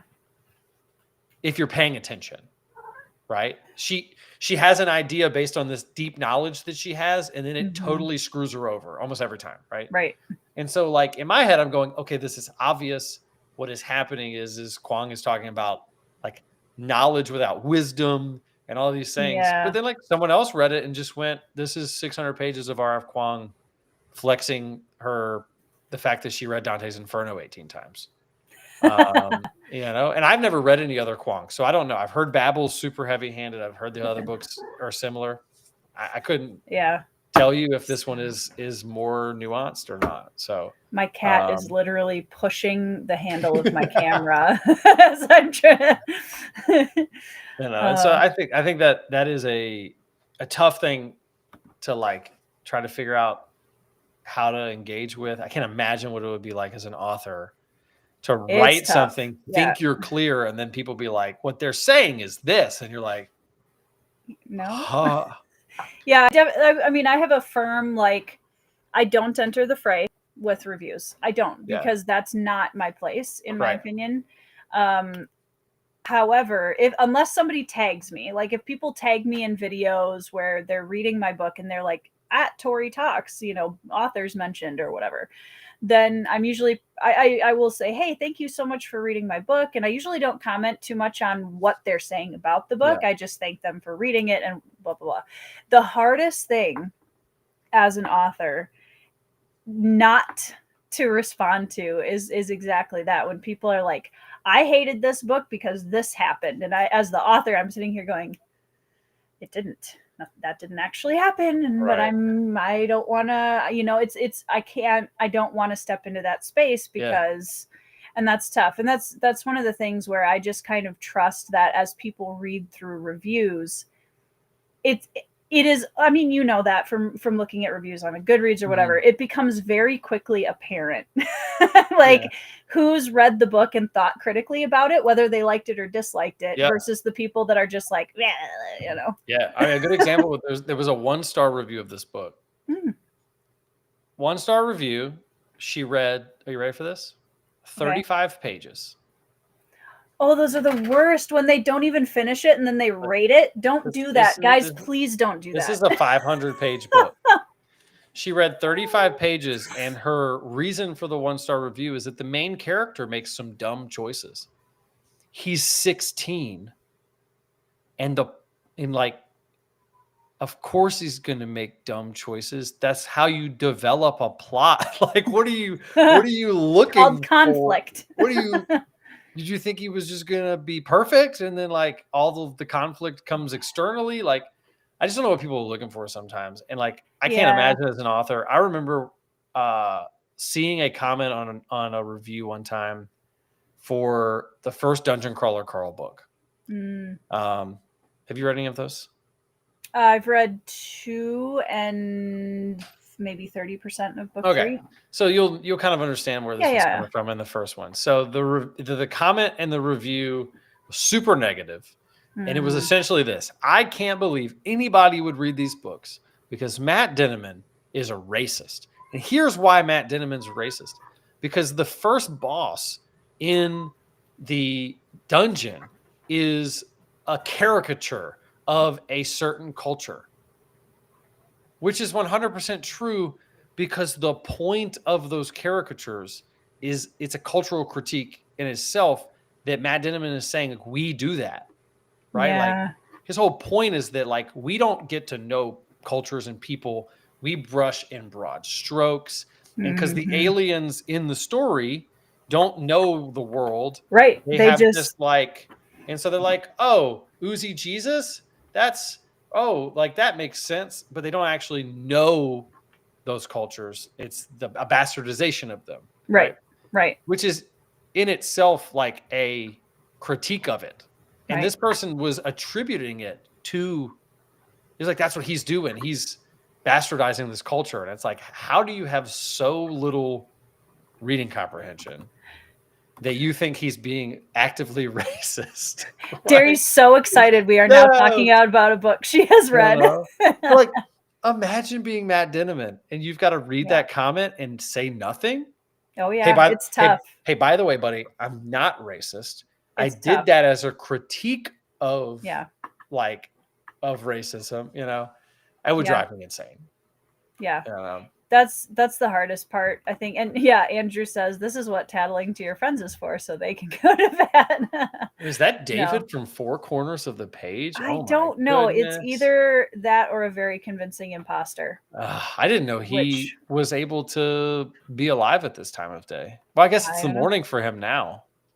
I wouldn't be alive at his time of day, I can tell you that. Yeah, I know that this is a big contentious thing with which speaking to this, I would have the same opinion of this as I would if I was just a reader and not an author. Mhm. So that's why I feel very confident talking about it, because again, if I didn't have any books in the playing field, I would feel the same way about it. Yeah. I think if you want to leave a comment in the review that's like, I DNF'd at, like I did that for the Gunslinger, I DNF'd at this percentage and here's why, so that my audience knows what turned me off, what I didn't like about it, whatever. I don't write it because I'm like, to me, it isn't really fair to rate the whole book without having read it. So and as an author, obviously that's really frustrating when somebody's like DNF at 15, 20, 30, 40%, 1 star. And it's like, okay, I don't have a problem with you DNFing it. That's absolutely fine. But like, yeah, that one's like, frustrating. especially on a 5-star scale. Yeah, that makes Like, you guys have no idea how much that changes there's graph. 3-star books that I have Yeah. read Yeah. that were 1 star for 40% of the book, and they were good enough at the end to move it to a 3. And the Mhm. difference between a 1 and a 3, if you have 150 ratings on Goodreads, Right, that's a is like huge difference. massive. Yeah. Right. And that's the thing that's so hard, is you can get a whole bunch of 5-star reviews. Like once you get like a 1-star review, you have to get so many 5-star reviews to even that back out. Yeah. Well, especially since most people, I've talked about this in a video too, most people for some reason think that anything under a 4 on Goodreads is like not exactly good. Right. So it's like a 1 will tank you, but a 5 will creep you up minimally. Right. Because the middle isn't the middle anymore. Right. Even though Goodreads like says 3 is good and 4 is, people don't work every person that I know who, and I have 100% been like, this has been something I've done. Like, I've been in Barnes and Noble and I've grabbed a book and I've been like, I don't know this author, cover looks good, pull up my phone, Goodreads, 3.75, I put it back. Yeah. Because in my head, it's not that I think that a 3.75 is bad. It's that I've convinced myself that Goodreads raters rate that way. Mm-hmm. And so if it's under a 4, that means that like that's accurate to kind of this imaginary scale. But it's probably not that accurate. But like in a pinch, it's kind of how I think, right? Yeah. Yeah. And I like, a lot of people do. I talk about it in the same video. A lot of people will rate a book that they don't love a 1, and a book that they do love a 5, and they never rate in the middle. It's like, hey, really like this book, but the ending just wasn't great. 1 star. And I'm like, Yep. what? Yep. Like, that's not a 1 star. I DNF 1 star. I'd never give 1 stars because if it's going to be a 1 star, I probably DNF'd it. Yeah. For the most part, I've rarely given a 1 star. I think the I've lowest given- rating I had this year is Wind and Truth. I think I've given 1 stars before. I think Romantasy holds most of my 1 stars. Yeah. I'm trying to think if I've given fantasy 1 stars. I'm sure I have 1 or 2 books that are. I'm more likely. I really, this is a fine line for me too, because I firmly believe that I want to treat indie books the same way that I would treat trad pub books in terms of how I rate them. And I do. I'm more likely to DNF an indie book I'm more likely to DNF an indie book that I'm not enjoying and just let it be. Because to me, it's like, if I know I'm really not enjoying this, do I feel the need to finish it and rate it? No, not necessarily. I think my only DNF this year, if I'm thinking correctly, is a ARC indie book. And like 40% in, I was like, not happening. Yeah. It was a lit RPG that was like very heavy on the math, like made Dungeon Crawler Carl look like literary fiction. And I was just like, not for me. Too much. Like, I feel like I need a calculator. This is probably really good for somebody who's into this. Yeah. And I didn't review it. I didn't put anything on Goodreads. I essentially just stopped talking about it. Didn't update my Instagram and say DNF at 40% because I was like, I think most of the people who pick this book up to read it, knowing what it is, will like it. Yeah. But not me. Yeah. And that's fair. Like, now I know that I probably need to curate the books that I receive as ARCs a little bit better. Right. That was a month. That was a month into me having a channel. So I was like, you were ARC, inundated. Yeah. Now I'm like, hey, they're like, do you want this ARC? And I'm like, if I don't think this is at least going to be a 3.5, I might not even consider taking it. Right. Yeah. Because again, like that, it might be a good book. That's just not for me. You know? If somebody asks to send me a romantasy novel, I'm not going to be like, yeah, let me snag that and throw it into the middle of my reading pile. I know I'm not going to like it for the most likely. Maybe I will. I don't know. I've never read a romantasy. Maybe I'm a romantasy guy at heart. You know, you just don't know it yet. You're entering your romance era. No. Hey, never say never. You know, weirder things have happened. But, well, we've been going for almost 2.5 hours. And as always, this always happens on Motley Crew Chats. We could probably talk for double that. But thank you, Preacher, for hanging out with me this evening. Thank you for inviting me. Absolutely. Everybody in the chat, you guys are magnificent as always. And we love you so much. Thank you so much for making our job so much fun. Oh, yeah. Here on BookTube. The community is amazing. And once again, please go down in the description box, click that link to Preacher's channel, and check out the video that he's going to be posting tomorrow. Hopefully. Yeah, now you're stuck. You have to put this video out tomorrow. But yeah, thank you guys so much for hanging out with us. Thanks for being awesome as always. Preacher, thanks for joining me. And as always, guys, I hope you're having a great week, reading some 5-star reads, and we will see you